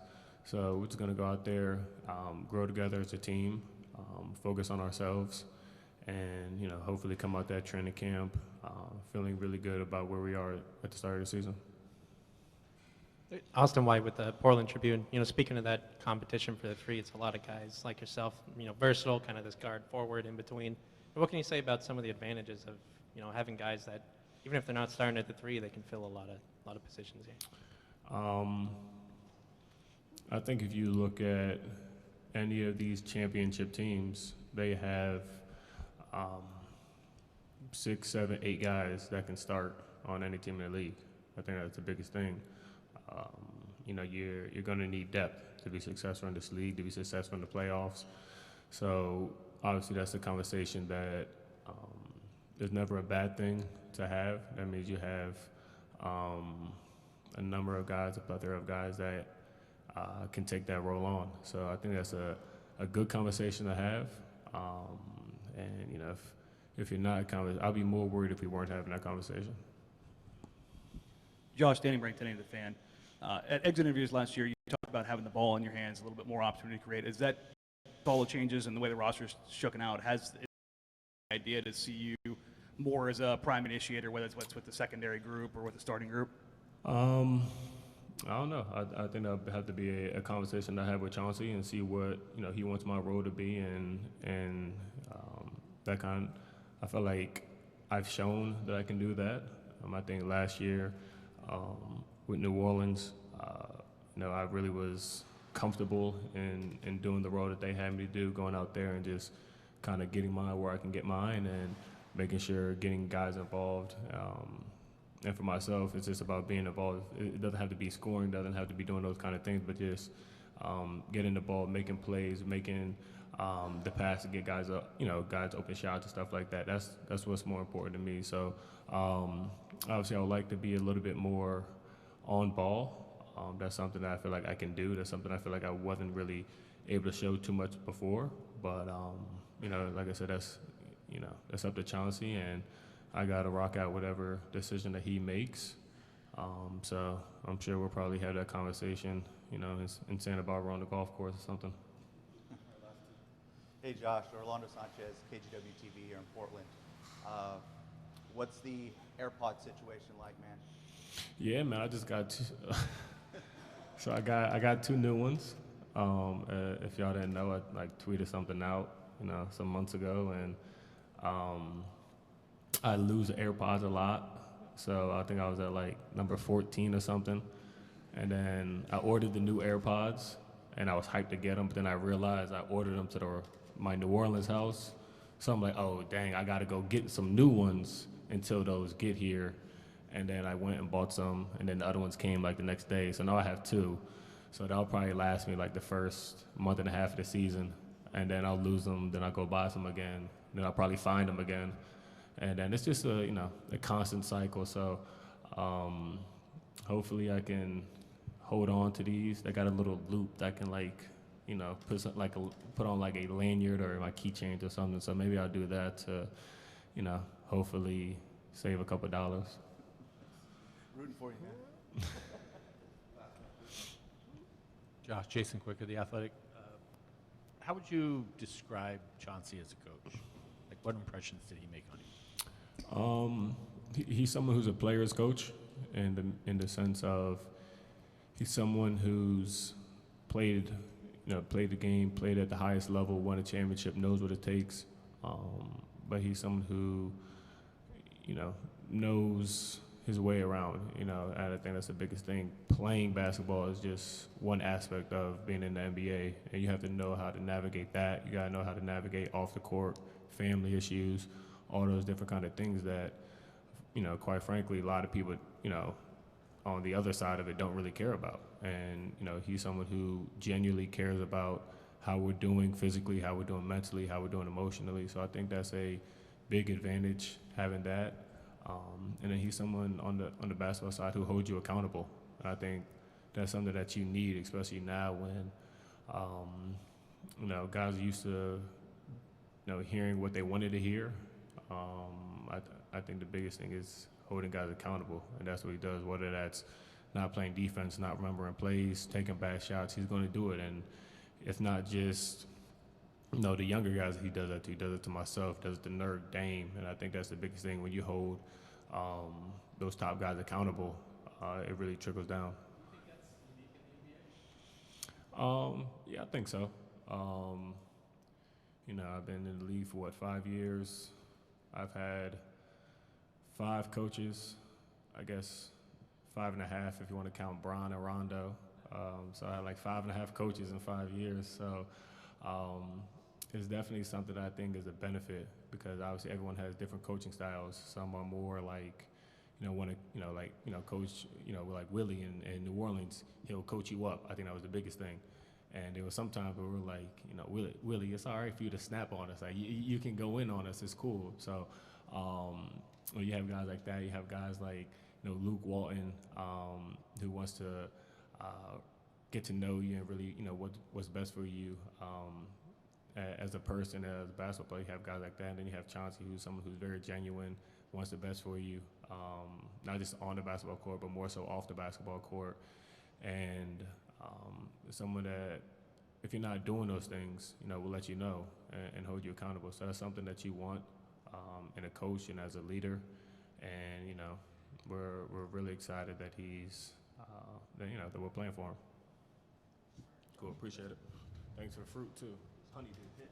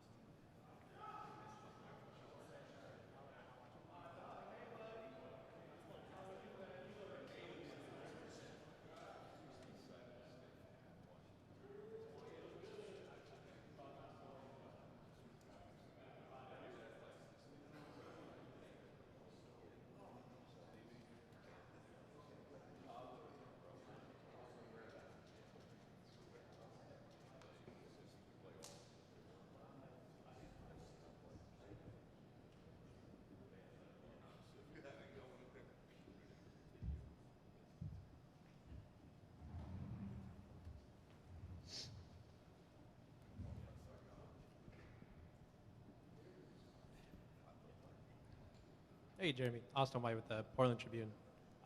First, obviously, a lot of the talk was, it's been for a couple of years of the Blazers, potentially trying to get you. So I'm curious, how long has your interest been kind of playing with the Blazers and, being with this team and playing with Dame?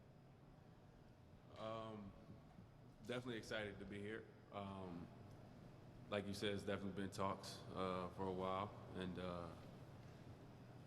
definitely just excited to be here. Excited to be a part of the team. Obviously, be able to play with Dame, Nurk, a bunch of other great players here. Like you said, it's been in the talks and stuff like that, but you just want to focus on where you're at the time. So like, you try not to think about it too much, but excited to be here. Jeremy, Jason Quick with The Athletic. It seems like in today's NBA that relationships are important for players to be playing, and it sounds like you and Dame kind of forged the foundation of a friendship at Team USA. What was it that you kind of identified that, hey, I click with this guy? Just the way he acts. He's real. He's a real person.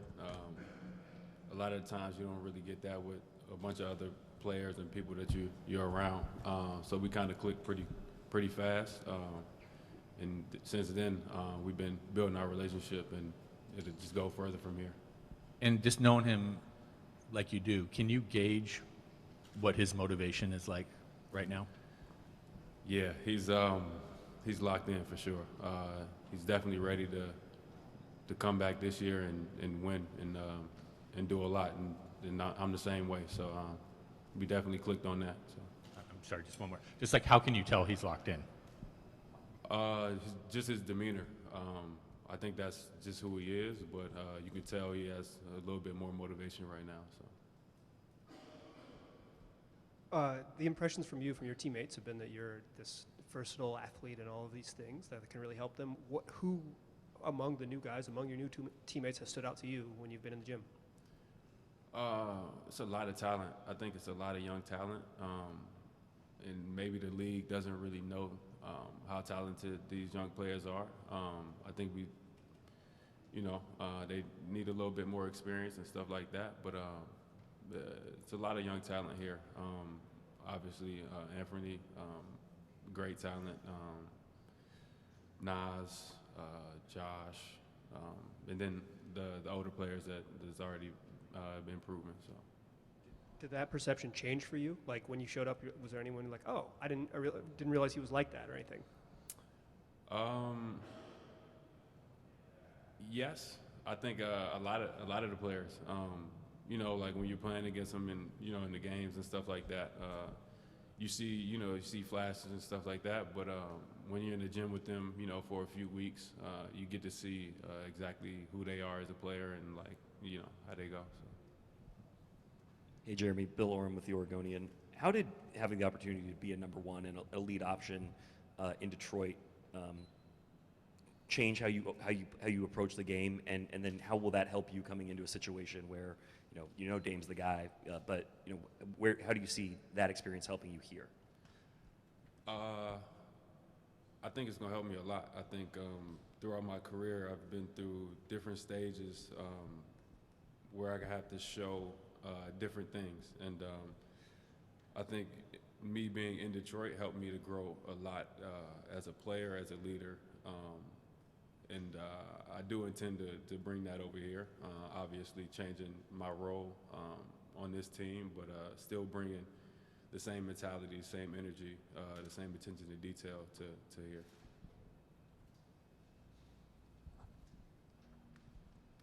Jeremy, Danny Bragg, 1080 The Fan. Beyond your role change, there might be some positional change. Chauncey Billups has kind of hinted at playing you at some small ball five. With the Olympic team, obviously there's a lot more positional versatility. Is that just something that you're just kind of accepting and going with, or is that something you're kind of looking forward to doing, is maybe swapping between 3, 4, and 5 throughout the season? Definitely looking forward to it. My whole career, I've been at every different position you can name throughout on the court. So I'm expecting more of the same in that aspect, and I'm expecting to play a bunch of different positions on both ends of the court. Jeremy, Nick Krupke from Fox 12 in Portland here.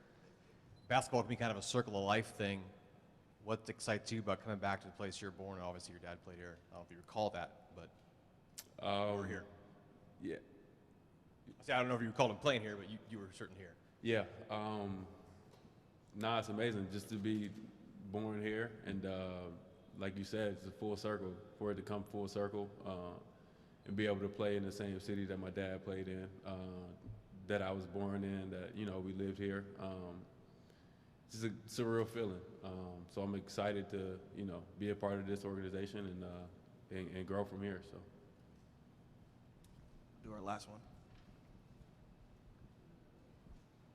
Jamie Hudson with Coin and the Blazers. So you talked about being excited to play with Dame and Nurk. With Nurk, he's a big fella that we know likes to pass. How do you see the two of you working out on the court? I think it's going to be a great connection. He likes to pass. I like to cut. I'm athletic. I don't know if he's played with someone athletic like me, but he'll have a big target to hit on his passes. So I'm excited about that. I'm excited about that connection on both ends. So, yeah.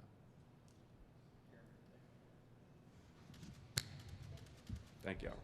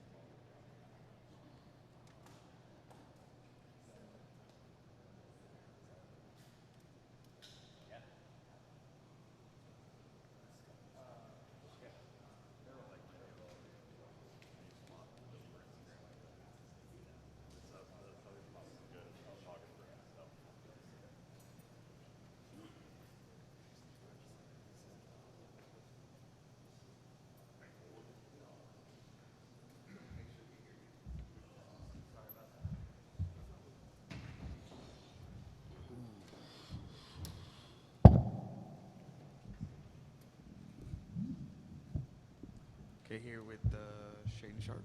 Question. Shaedon, Danny Brington, to the fan. Physically, how are you feeling? How's the shoulder? Is there any hesitations, anything for you mentally that you're kind of trying to overcome as you get underway in your first training camp? Feel pretty good. Just been doing some rehab, playing a little bit of one-on-one, threes and fives. But the rehab process has been good, so I feel pretty straight. Yeah.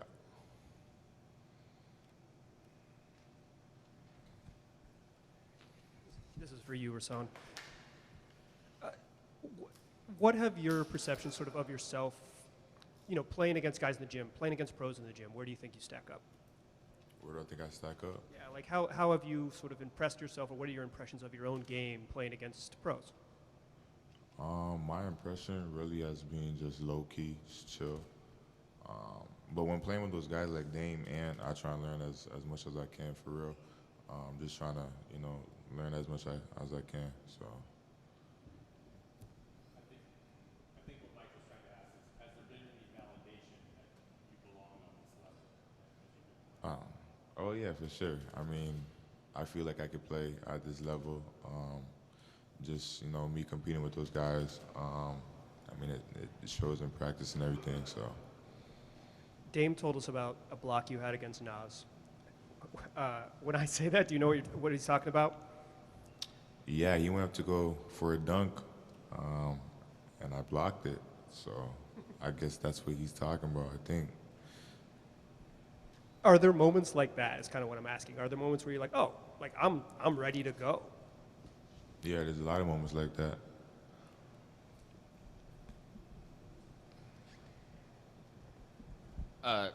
Shaedon, how much has Dame taught you so far? I mean, I know you guys have both kind of been around in the gym all summer, and I know there's only so much you could do physically with the rehab, but how much have you kind of taken from Dame already so far this summer, and that he's given you advice or kind of taught you kind of how to approach things at this level? He's taught me a lot, just my pace with the game, how to get my teammates involved and how to score. But it's crazy though, when you're playing with him, he's teaching you, why you're playing threes or fives. So, I mean, he's a great mentor to have and a great player in person by your side. Shaedon, Austin White with the Portland Tribune. I'm just kind of curious too, obviously coming from Canada, and, there's been a lot of players, coming from up north. Where do you kind of feel like the game is, up north and kind of growing? Do you feel like it's growing up there? I feel like basketball up north is growing a lot. A lot of good players coming out of, that place. So it's growing for real. Shaedon, Joe Becker from KATU. How good does it feel to be healthy and playing again? Because you really haven't played competitive basketball for a while. It feels pretty good to, start playing fives, threes, and ones, just because I haven't played in a minute. So, I just love to compete and everything. So.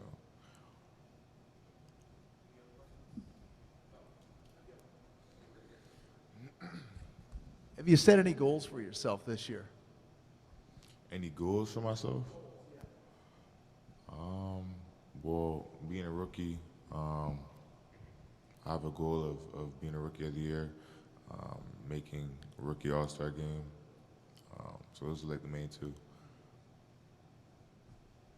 Shaedon, for you, how in your mind do you envision getting yourself on the floor, whether it's in preseason or in camp, when with the ones, and get into the regular season? What's that process for you like mentally?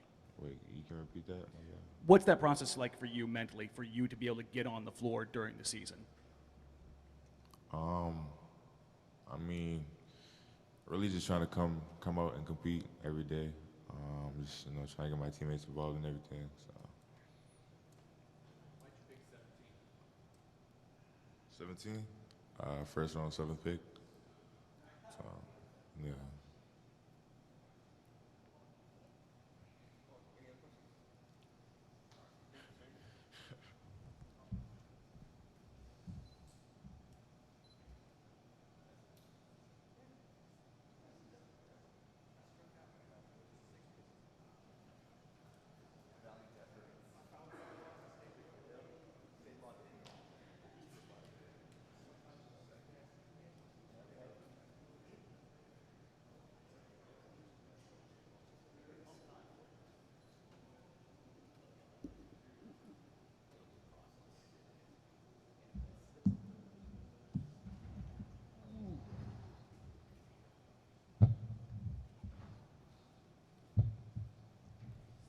Start over here, Austin. Hey, Jabari, Austin White with the Portland Tribune. First, just how nice was it to finally get verified on Twitter? That's funny. It was a great feeling. I was waiting on it for a while. So yeah, I had a lot of fan support on that one. Yeah. I mean, speaking of that fan support, what has it been like? Obviously had a great summer league. A lot of the fans are, kind of already calling on you to do big stuff. What's the last couple of months been like for you? It's crazy. I don't think I should have as much fan support as I do, just based off of not even playing a regular season game yet. But I guess the way I portray myself, or I don't know. I really don't know the way I engage with my fans. They really like me, and I could tell.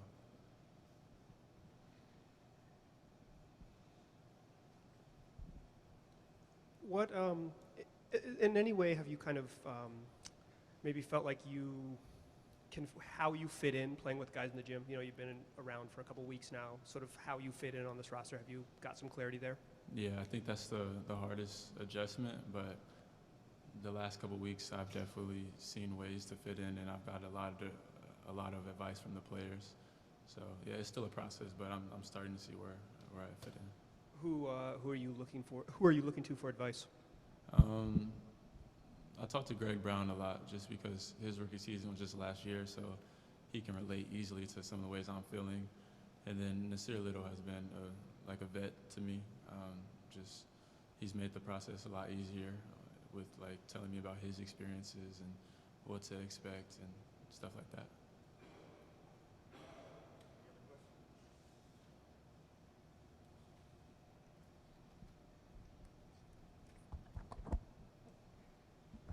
Jabari, Jamie Hudson with Coin and the Blazers. For a championship with Summer League, you know, some people say, oh, it's just Summer League, but what do you think you and some of the rest of the young guys are going to take from that? I think it's like a confidence booster, really. It just shows that we have a young core that can back up the older guys, and yeah, it shows that just some of the pieces we have and like how like our defense was great during the summer league. So it just shows the mentality that we want to bring to training camp, and we just want to continue from there. Jabari, just quick follow-up from the summer. Are you satisfied with your 2K rating? I love these questions. No, not at all. I don't use my guy right now. He's too slow. He doesn't. I was playing Shaedon the other day, and like Shaedon was locking me up. I couldn't get by him. Like I don't know if I could really even shoot like that. But yeah, I stopped using him. I need to at least be a 70 or something.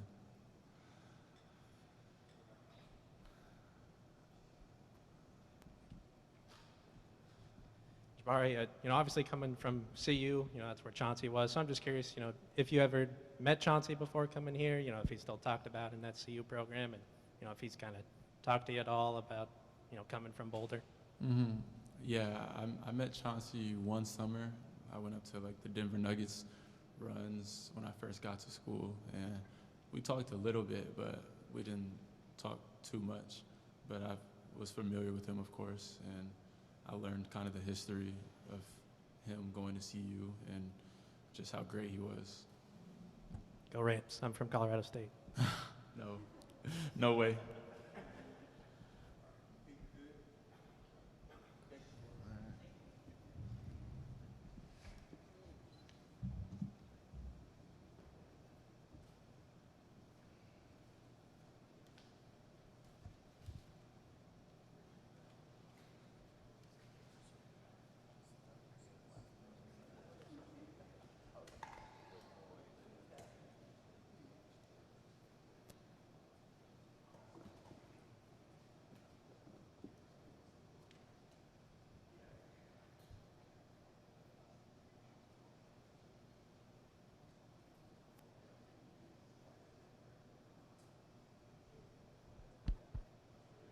We'll have a brief break if you want to quickly use the restroom or grab a drink.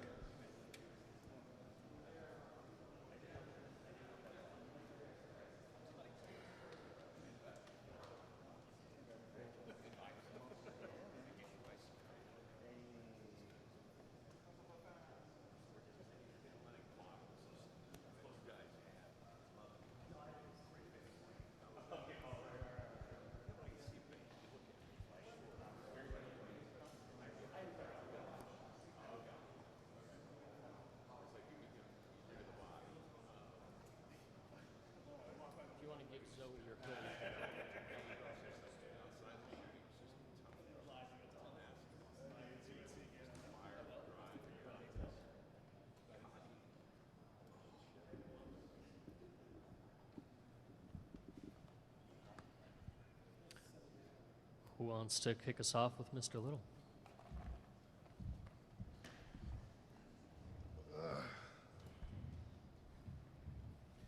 Aaron Fentress, the Oregonian, I imagine, given all you went through last year after playing so well, that you are one of the many guys here anxious to get going again. Yeah. And one, talk about that, and two, how you see the competition at the small forward spot playing out. Yeah, and being away from the game for so long was really tough. But I think having that physical and mental break has me, super hungry, rejuvenated, And excited just coming into this season, man. I feel really good. I'm feeling healthy. So I'm just ready to get back out there with my teammates and, compete, have a really successful year. And to the point of, me, playing a small forward spot, I'm just excited for the opportunity, man. My first 3 years has just been, steady progression from year to year. But, now being in the conversation, for being the potential, starting small forward is something that, I could, one of the only things I could ask for. So just have a good training camp, go out there, compete, and, live with the results. Yeah, to do that. Now, so I'm wondering what your impressions of Dame has been, particularly from like a mental standpoint. Like, can you see that, or just say where he is mentally? Yeah, he's super focused, and you guys have, history speaks for itself. You guys have seen him year in and year out, and I think last year was something that I think put a lot of hunger, into a lot of us. Obviously we've always wanted to win. We've always wanted to perform at our best, but last year was was a really low point, and that's we don't want to be that kind of team, ever again. I know for myself personally, and I can speak for Dame when I say that we don't ever want to have a season like that again. So, me and him, we've done a lot of our rehab together. We've been in the gym together a lot this summer. So, he's just super focused, man. And, I wouldn't be surprised if this one's one of his best seasons to date. So I'm super excited for him, ready to watch him go do his thing and, lead us to big things this year. Can you be more detailed on what super focused means? Man, just from, coming in every day and handling his business and just, his professionalism, coming to the gym at 2 hours before we got to get on the court and, doing his rehab, strengthening, the things that he needs to work on, in his body, from his diet to his attention to detail when he's working with trainers outside of the Trailblazers gym, just from everything, man. And just, the way he pours into other guys and trying to bring us up and make us better, because ultimately the better we are, the better the team is. So I think he's just done a good job of continuing to be who he is and just continuing to lead us in the right path. Nas, you've just had a lot of stuff go wrong for you in your first couple years. This is a runway that you kind of have coming into the season. You said you've worked with Dame and rehab. And physically, where are you right now? Like it's media day, so everybody looks bigger, but you look genuinely bigger. Have you grown, kind of recovered back from what you lost during COVID, or gone beyond that? Yeah, definitely have grown from it. I think I've just, tightened up the little things like working on eating better, in the weight room, working hard, being more focused. And, as I've gotten older, I've already been a strong player, but I've gotten more strong. I've gotten leaner, quicker. I'm more explosive, and for me right now, I'm good, man. I'm 100% feeling healthy. Just super excited to get out there to training camp and, compete and do what we got to do for us to be a good team this year. Hey, Nasir, Austin White from the Portland Tribune. Jabari was saying that, you've kind of helped him, get acclimated here. Yeah. What's it like for you kind of taking on that, you haven't been in the NBA too long either, but, what's that like taking on that role and showing these guys how Hey, man, 4 years is kind of long, man. I ain't gonna lie. It's kind of crazy to think about, but, Jabari, we just kind of gravitated towards each other. I mean, you guys have heard him talk. He's, we kind of like-minded individuals. Has a great head on his shoulders. He works hard. I was a fan of his game even before we had drafted him. So when I saw, we had picked him up late in the second round, I texted Joe right away. I was like, steal. He's a really good player. And if you guys kept track of Summer League, I think he surprised a lot of people with how he looked so comfortable out there. I was thoroughly impressed. So I just love his approach, to the way he asks questions. He's super humble. He comes in, works every day, so he has the makings of being a really good player. So, I'm fortunate to have, a rookie like him be in the locker room with me. Nasir, Dame gave us kind of a snapshot of one of the workouts earlier this summer where you got a step on Shaedon, and then he met you at the rim. Can you maybe describe that moment, and then also, your impressions of Shaedon? Yeah, I'm an ultimate competitor, so, You know, on that play, we were just playing ones-on-one, and I got a step on him, and I was about to dunk the ball, and he had jumped with me, and he had got a hand on it. I still was able to make the basket, but after that play, I told him, I was like, I love that.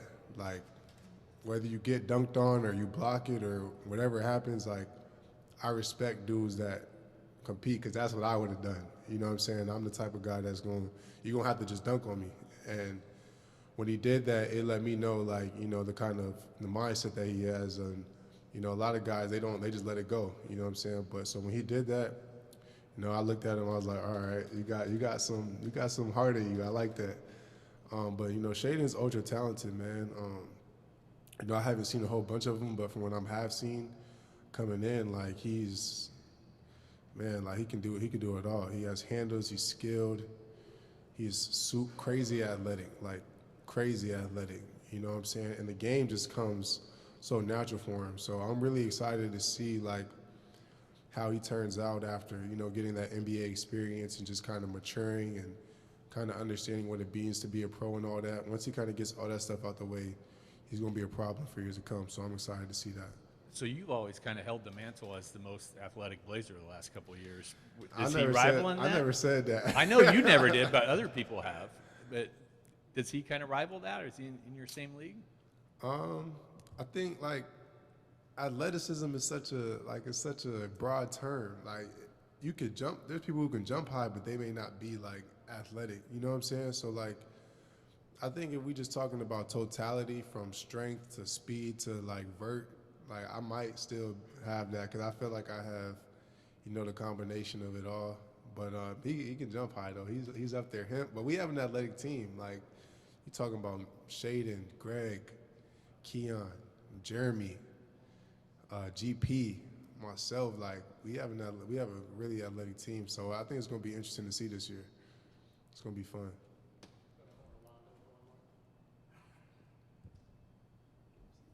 A couple for you real quick. Opened up IG this morning and saw the dunk on Jack Harlow. What was that like, man? Man, you know, it was really fun.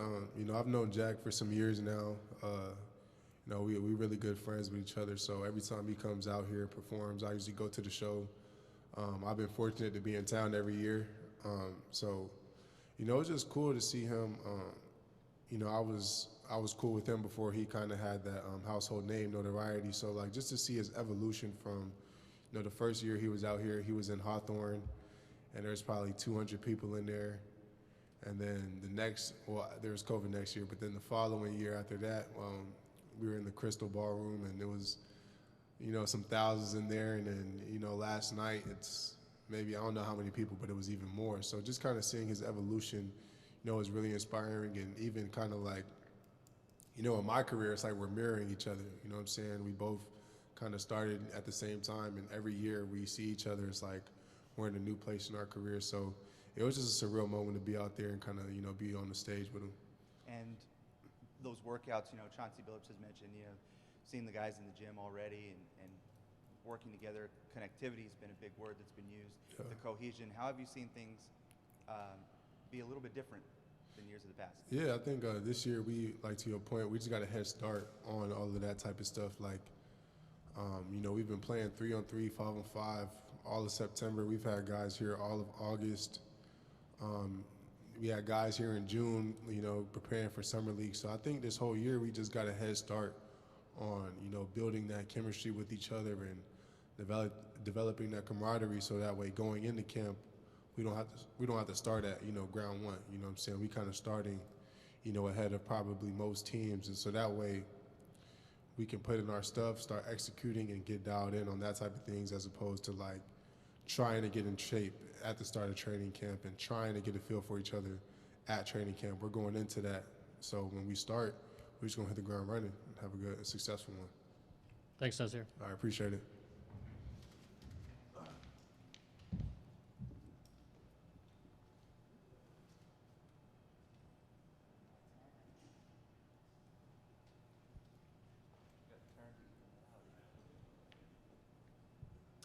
Who wants to kick us off with justice?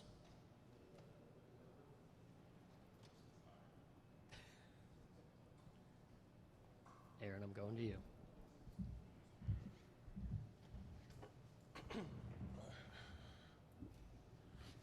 Aaron Fentress, the Oregonian. Justice Billups and Chauncey and Billups. Billups and Cronin have talked about you playing maybe the 3 as well as being a backup 4. Where do you sort of see yourself? I think if it was going to be with that first unit, it's obviously at the 3.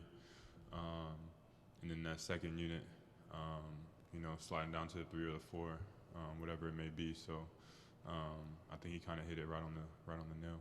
What do you think it is about you that Chauncey values and likes so much as a player?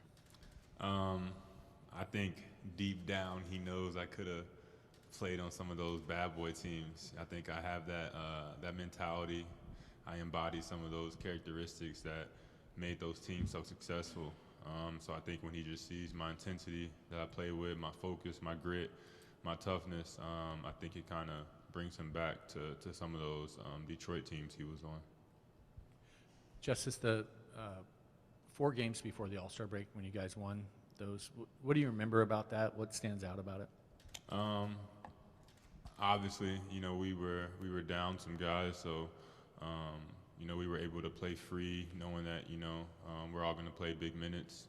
But we were very connected, which was kind of crazy thinking about how short of a time we had all played together.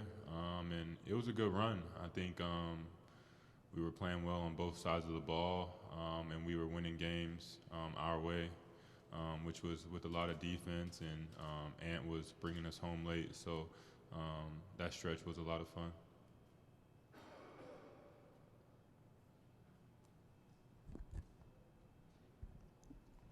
Jamie Hudson, Coin, and the Blazers. Hey, Justice, when you think about the versatility of this roster, what do you think will be the identity of this team on the defensive end? What do you hope to see there? Well, late game, it could be interesting. Obviously, we're going to start games with Nurk, but just the way the NBA goes and the trends of the game, you could see a lot of Jeremy or maybe even Trendon at the 5 late in games. But I think just our versatility, we got a lot of guys that actually hang their hat on the defensive end. So I don't think defense is going to be the problem with those units, maybe offense more so. But we got a good amount of guys that can guard 1 through 4 and do it at a high level. So I think we're going to be able to use that to our benefit and really get after it on the defensive side.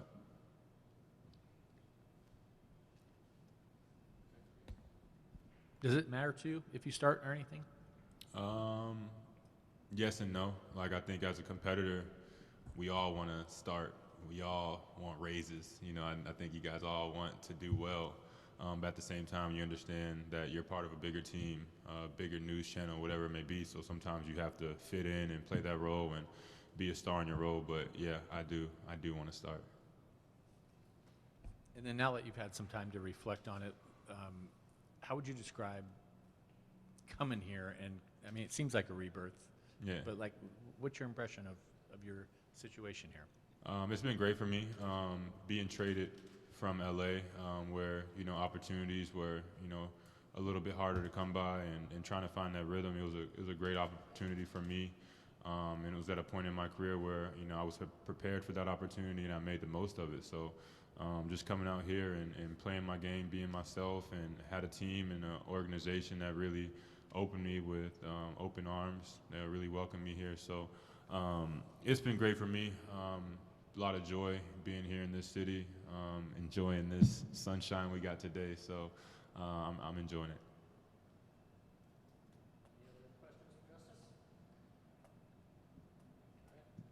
Thank you.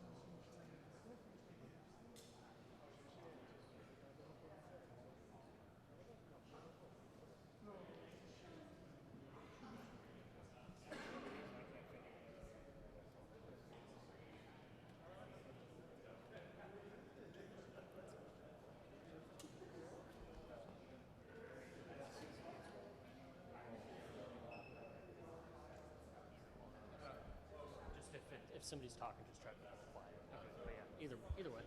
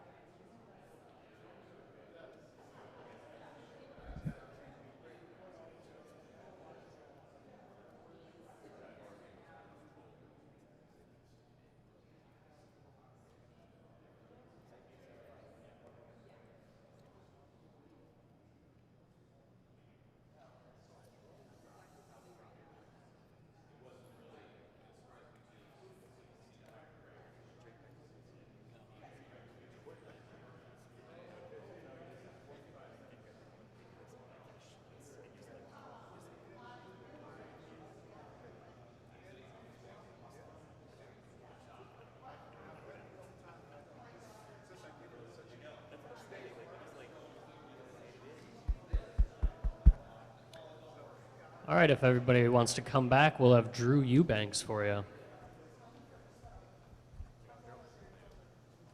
See it? Got a spot right up there for you.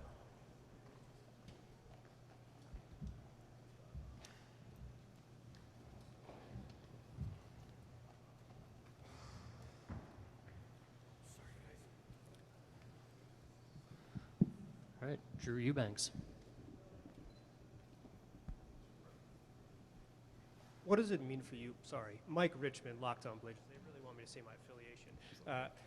What does it mean for you to be here on this team in the place you grew up and all those things? It's a crazy feeling, honestly. Like, the best way I could sum it up is just like proud.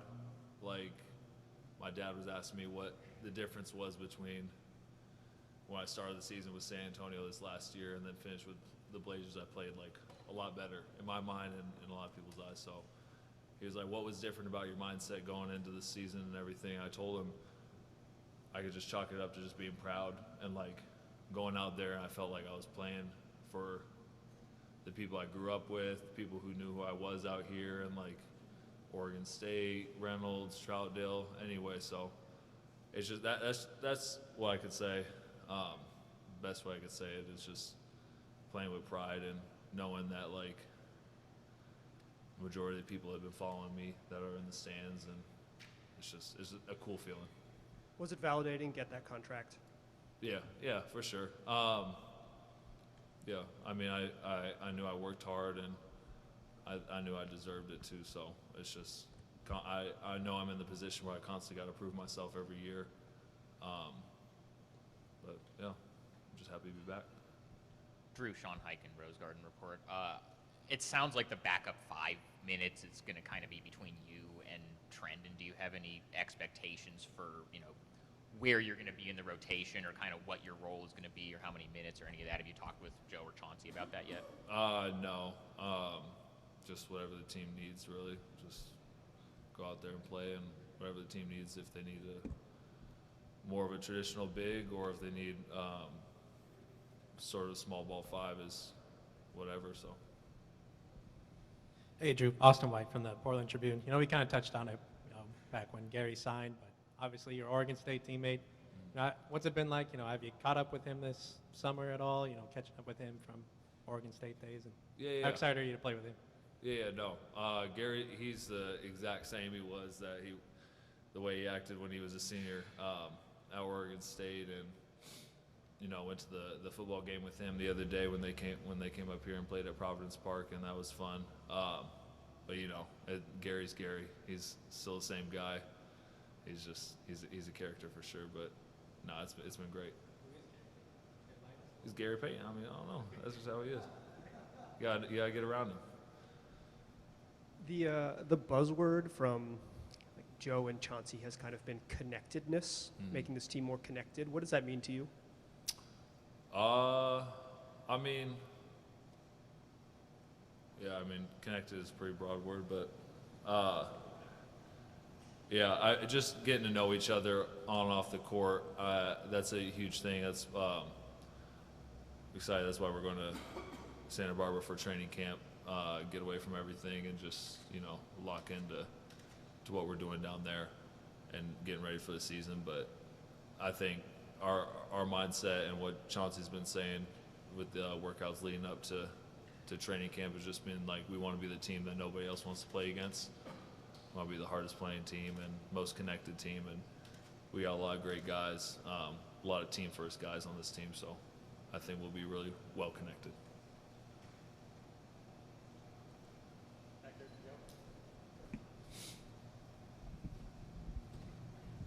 Drew, Joe Becker from KETU. There's a lot of talent on this team, and how do you see the team, and how much success do you think you guys can have this year? I think we can make a deep playoff run for sure, and that was even starting back when those kind of talks have been starting when I was here for the last little bit of the season. Dame was in everybody's ears like, this is what we need to work on, this is where you need to do this, and that, and you could tell that we were building for something this year. And I think by signing Jeremy, signing Gary, re-signing Dame, re-signing Ant, just making all the moves to not only compete and make a deep playoff run this year, but in the future years. So I'm excited. Drew, what have you kind of learned or absorbed, I guess, from watching Nurkic play? Obviously he was hurt a little bit towards the end, but what have you learned from him so far? He's a great passer.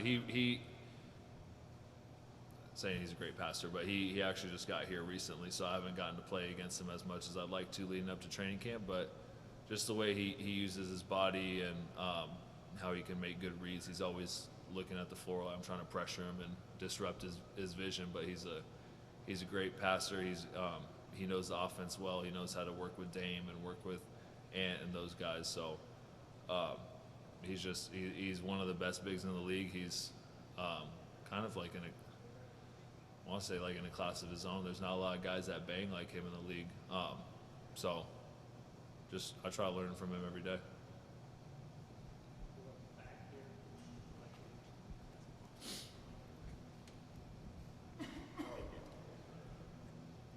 Hey, Drew, you played with San Antonio for the last couple of years, obviously, even going to Austin Spurs back and forth sometimes. How did that experience help you to become who you are today as a player and as a professional?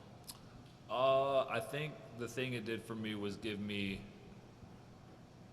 a better perspective of just how hard it is and the grind just to get in this position in the first place. Like there was times where I was making that drive, it was like a 2-hour drive from San Antonio to Austin 3 or 4 times a week, playing 5 or 6 games a week. So it gave me a little bit of perspective that a lot of people don't have coming into this, where they're like, maybe they've had everything given to them their whole life, or they've like just gotten the contract right away and this and that. So it's given me, I know what it's like being on the other side, trying to knock on the door and trying to get your foot in the door. So that'd probably be the biggest thing for me. And also getting to San Antonio when I was coming out of college, that was probably the perfect place for me.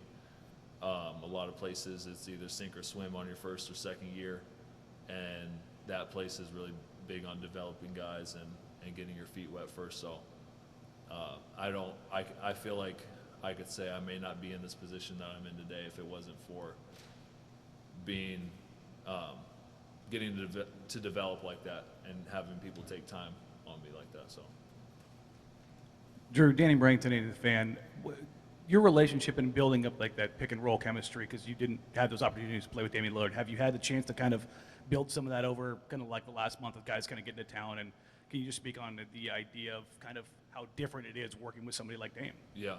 I got a taste of it last year with playing with Ant for I think 3 or 4 games before he was out for the year. But just I've never really played with a guy where my guy's up at the level of the screen, blitzing or double teaming the ball handlers. So I know that's like I said, growing up watching the Blazers, watching Nurk, he'll get that pocket pass from Dame, and then he's passing or he's at the rim or whatever. So I think I'm good in those situations when I do get the ball in those situations.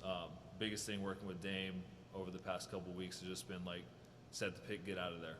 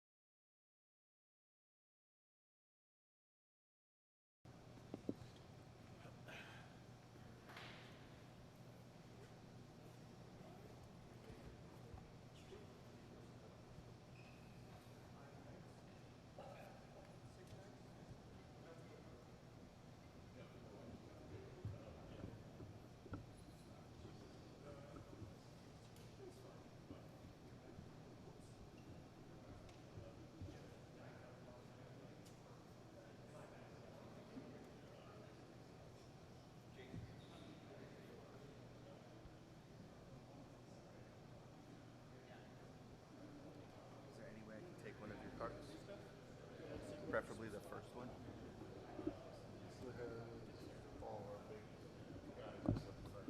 Okay, cool. I figured I might as well start ingesting. There just hasn't been like a big timeout, you know?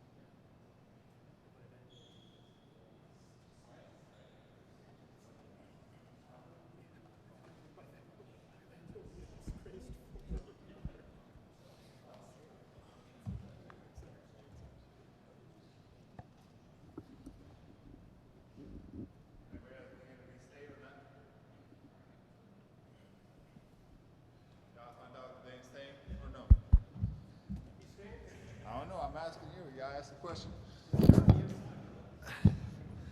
Who wants to kick us off with Nurk?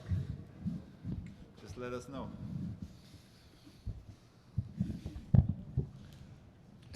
Nurk, you know Dame as well as anybody. Where do you see his mind being right now? I think he's probably the happiest he's been, as far as health. I didn't know. It's really hard being with him every day to see that he was not 100%. I think he didn't realize that he was not 100%. Not that he didn't know, but he thought he could play with for probably a couple of years. And now seeing him out there actually like being happy that he's healthy, like it's probably as he's been in longer time. So I think that's probably for me the mindset. He's like really happy where he at. He's never been a guy who's lacked motivation or things to motivate him. Do you see anything specifically motivating him now? I don't know, I don't want to speak for himself, but the way I see, I think it's been, like when I went down with the injury, they say, oh, he's never going to be the same again. Oh, he might be done in NBA or whatever. I think I can see with certain media, certain people, they asking, similar type of question. Are they going to be again the old Dame? Are he going to have a games like 50, 60 points? Or are he able to do that again? I think maybe that motivated him more than in the past because he never know he was, kind of limited as far as health. So I think he, can't wait to play again. Especially the he missed certain time with basketball playing the games. I think he's not used to that, and I can see that kind of drive him more than in the past.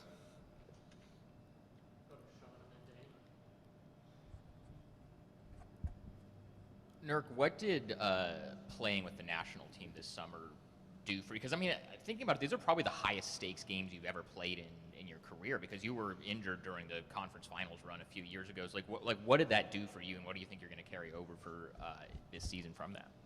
I mean, either my emotional justice, playing for the country, representing the country, it's something special.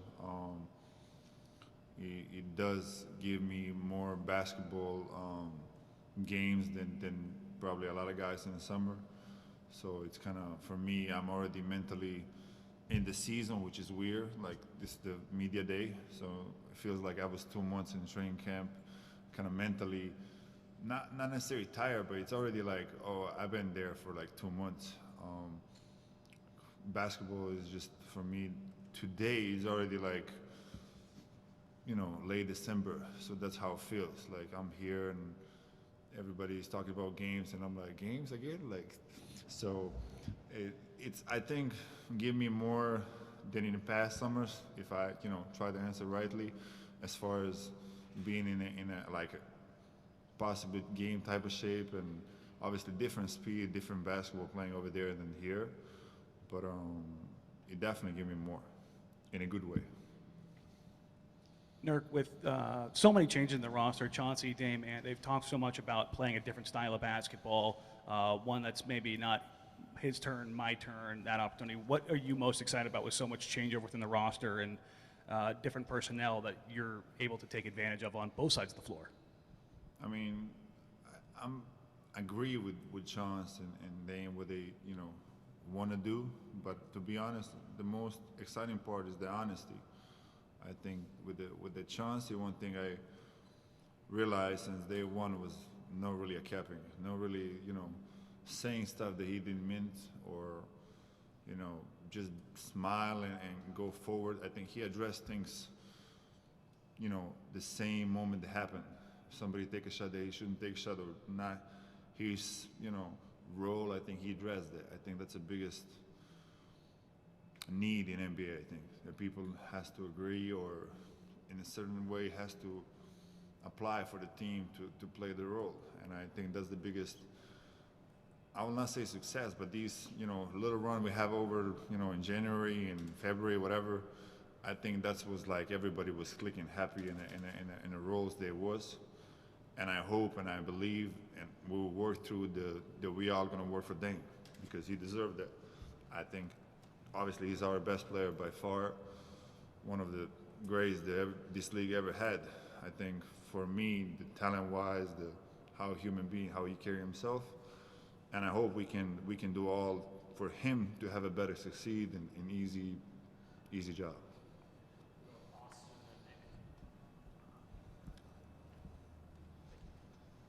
Hey, Austin White from the Portland Tribune. Specifically, kind of touching on that with Chauncey. I remember last year you said you're excited for kind of the accountability he would hold. Do you have any just kind of examples from last season where, he, told you or even Dame or just something where he said, kind of keep being accountable? I don't mean even just, on a game. I mean on a practice.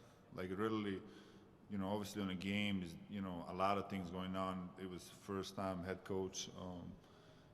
Some things might slip, some things might be late, subs. And he like he will come and be like, I got to do a better job, get you out.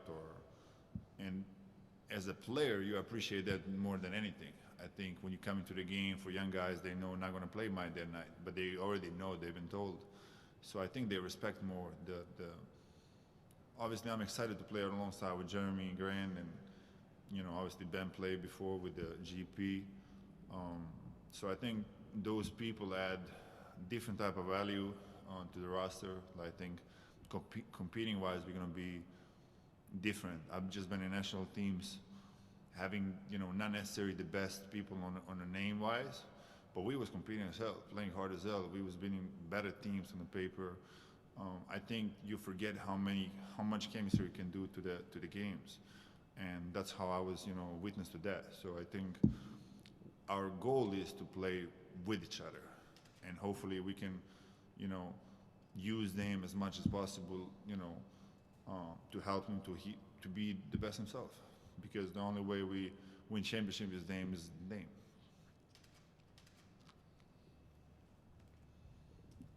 Back here to Nick, and then we'll go to Orlando. Better be a good answer. That was a long walk. What gives you that internal fulfillment knowing that you're here now and for the future long-term here as a Blazer? I mean, personally, it's a blessing for me. Like I told before, I don't take those things for granted. Being in one place, my family, like my wife, like everybody just staying in one place. And I know not necessarily it was, bad thing for the guys to jump around the league and teams. I just don't think personally for me it was that the case. So I kind of appreciate what I does, and I'm grateful that the organization, believe in me and the way I saw it last year. So for me it was, amazing to kind of be good enough or great enough to stick in one place for many years, and hopefully, 4 more years would be great. For me, Blazers are more than just a team, and Portland and Oregon, been find a home, and I really mean that. I know a lot of people will be saying a lot of stuff out there, but even when I finish career, or even if this extension didn't happen, I will always come back, have a place here, and feel like home, because it is. Nurk, Orlando Sanchez, KGW TV. The off season, you mentioned getting to represent your home country, but also as a whole this off season, how much fulfillment was there getting a chance to travel, donate your time, go to Africa, those type of things? How have they made you a better man? I mean, basketball is just a game. That's not who I am. I really believe that this world needed more, peace and love, not wars. Definitely not. It's sad for me that I see that, people buy whatever out there. Like, I'm not saying that Elon Musk not doing the right things in the world, but he'd rather buy the Twitter than kind of figure out with somebody, why we have a people striving for food to this day, not having meals. I think approach for me is different. I don't judge him, the man is, if not the richest man on the planet, I don't know. But I think as a society, we kind of fail every day. Like we have kids who have suffered with the sickness that we can help them, and we're not doing anything about it. So I think it's tough world where we're living. I was in Rwanda for 3 days. Never saw so many happy people or happiest kid with so little. Like I didn't. And it kind of triggered me. So I tried to did whatever I could in those 3 days for them. I saw the 2 schools out there with a couple thousand kids. Didn't have shoes, didn't have anything like that. So try to buy them the shoes and, you know, books or whatever they need in that case, or whatever access I had in that case, was possible. So it was kind of joy for me to see, and then building the basketball court there for them to play. You know, it's just amazing for me to see it, that it's possible. Do you already have any other future plans in the works? That was not even a plan. I went for vacation and then I got shocked. Like, so for me, like, it's just who I am. When I see a really bad situation, if I can help a little bit, I always, you know, strive for that. So my future plan is to have a elementary school back home for the kids in a place where happened genocide in Srebrenica in Bosnia. So hopefully, you know, since '95 to this day, never was work on a peace really. So I think all those kids, I think, can have a better future regardless of religions, because the only matter there what the religion they are, and to me it's not, you know, white, black, any color, any religion. Is just, you know, I think we should judge people how good they are as a human beings, not, you know, what they look like or what they believe in. Thank you, Nurk. Yep.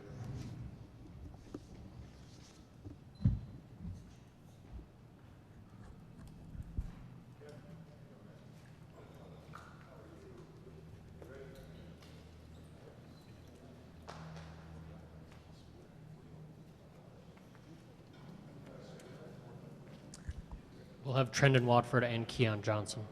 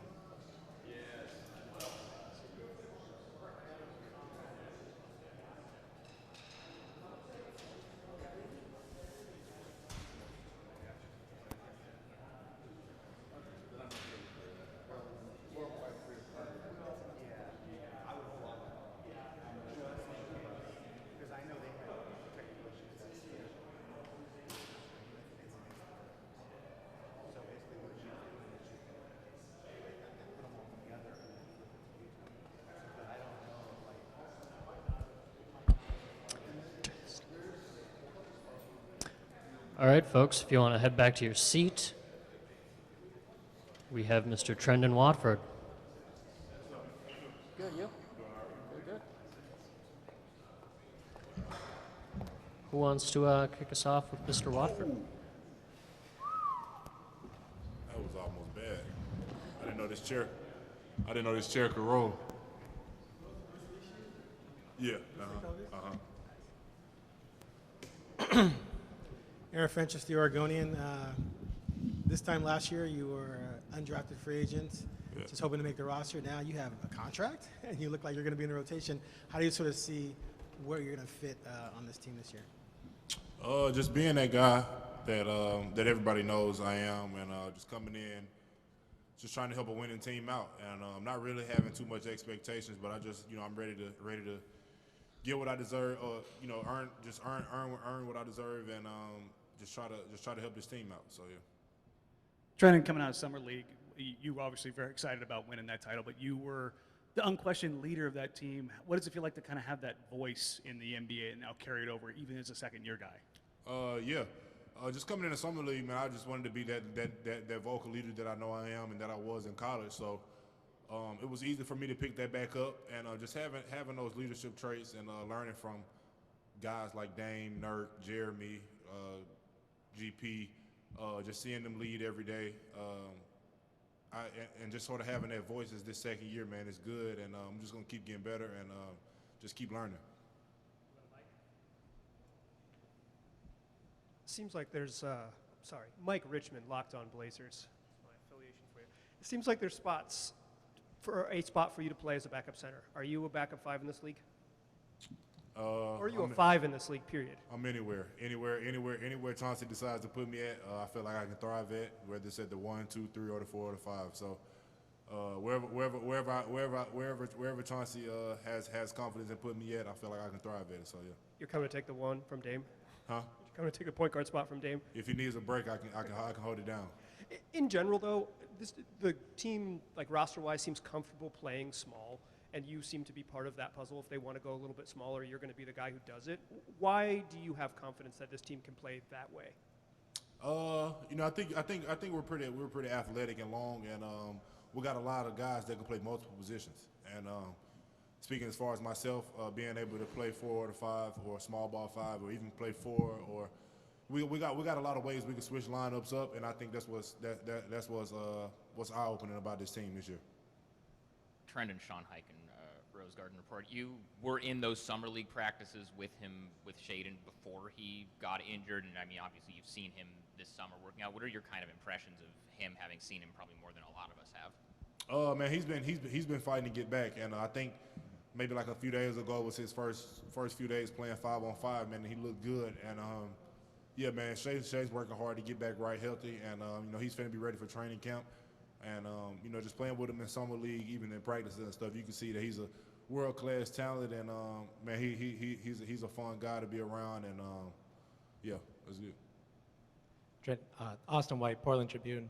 This team, it seems like there's a lot of quieter guys on this team. And, Dame is kind of calculated. It seems like you bring a lot of energy that some of these guys don't express here. I mean, what do you kind of feel like that plays into your role on this team and bringing that kind of different energy? That's just my personality, being able to be sort of the light in a dark room. So yeah, I just try to bring,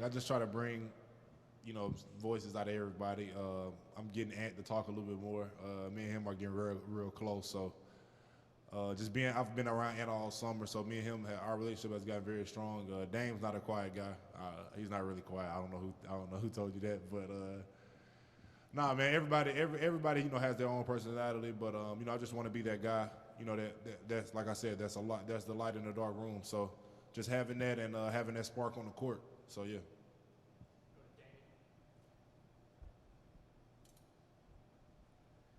Trendon, what have you learned most about yourself from coming on as a two-way guy through summer league, now leading to now where you're going to be competing for real roster minutes? What about your game has grown? What about your mentality has grown? What has kind of shaped you really over the last 12 months with everything that's transpired? Oh yeah, man. It's been a sort of like a roller coaster, because just coming into last year, not knowing what to expect at the very bottom, and just sort of game by game, month by month, just taking my game and my mental approach to another level.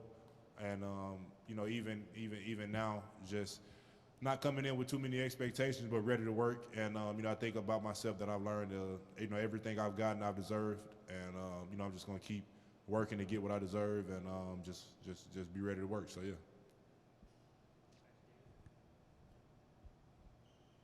Jamie Hudson, Coin, and the Blazers. Hey, Trendon.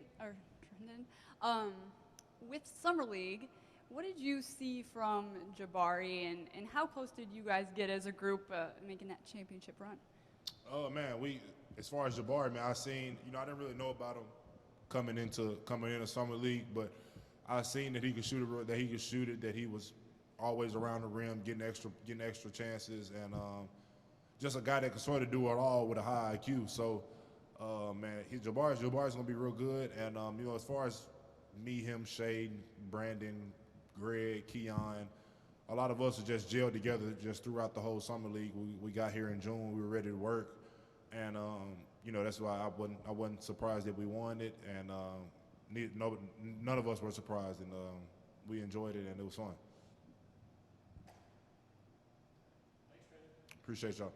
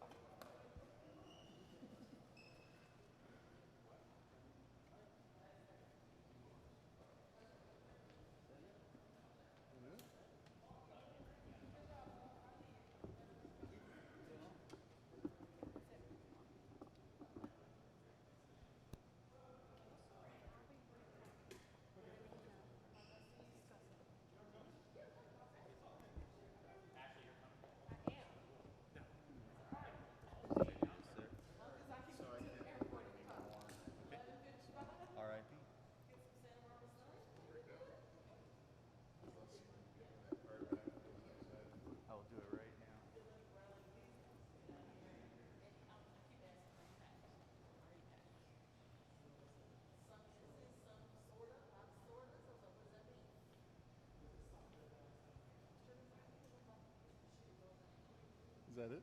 No, Keon. At this point, yeah.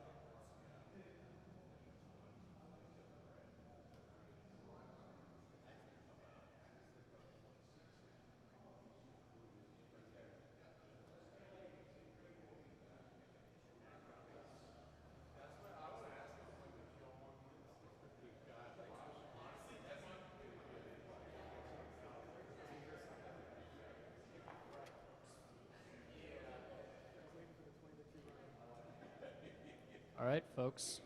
To close out the morning, I should say, we're going to have Keon Johnson. Got a spot right there for you, Keon. Who would like to kick us off? Looking at you, Aaron. Oh, Sean. Sorry, beat you to it. Good, you? Keon, Dame kind of unprompted brought you up earlier as the guy out of the young guys that he kind of sees as having made the biggest improvements from last season to what you guys have been doing in the gym this summer. What do you feel like you've gotten better at and that you are going to bring this year? Something I've gotten better is my approach to the game. I feel like my mindset going in, for the start of my career is just really to come in, do my work, and get out. But I've started to notice that it takes more than just coming in, putting in work, and just leaving the facility. I've tried different things as far as my body, trying to get to a certain conditioning level and a certain strength level as well. So just something that I've really been working on is just becoming a better professional. Aaron Finches, the Oregonian, you're still a really young guy. There's a lot of good depth in the backcourt on this team, so you might have to bide your time or take a few minutes. Anfernee went through the exact same thing. Have you ever had a conversation with him about sort of going through those growing pains as a young player? Yeah, me and him sat down and talked about just his journey to get to where he's at and just what it took for him to get to where he's at. And something for him was him staying ready, and same thing with me, just me staying ready just because there's older guys ahead of me in the same position as me, but there'll be a time where my number will be called and I just have to be ready to step up and take that moment. Following up on both our questions, honestly, how do you take all that of what you've learned so far in your early part of your career? How do you apply that here in the preseason, in the early regular season, in those opportunities to get yourself on the floor to earn those further opportunities down the road? It all just boils down to experience. I've got 1 year under my belt now, and so I just went back to the drawing board and really just took it all back to the basics on what has got me to this point to where I'm at now. And I sat down and just wrote things down and looked at them. And one of them was just my defensive presence. I knew that defense is what's going to get me on the court, but I asked myself, how can I be different on the defensive end? Something I've been working on a lot here lately is picking up 94 feet, and that's just something that has got my conditioning to another level, and it's just brought my game to a different level as well.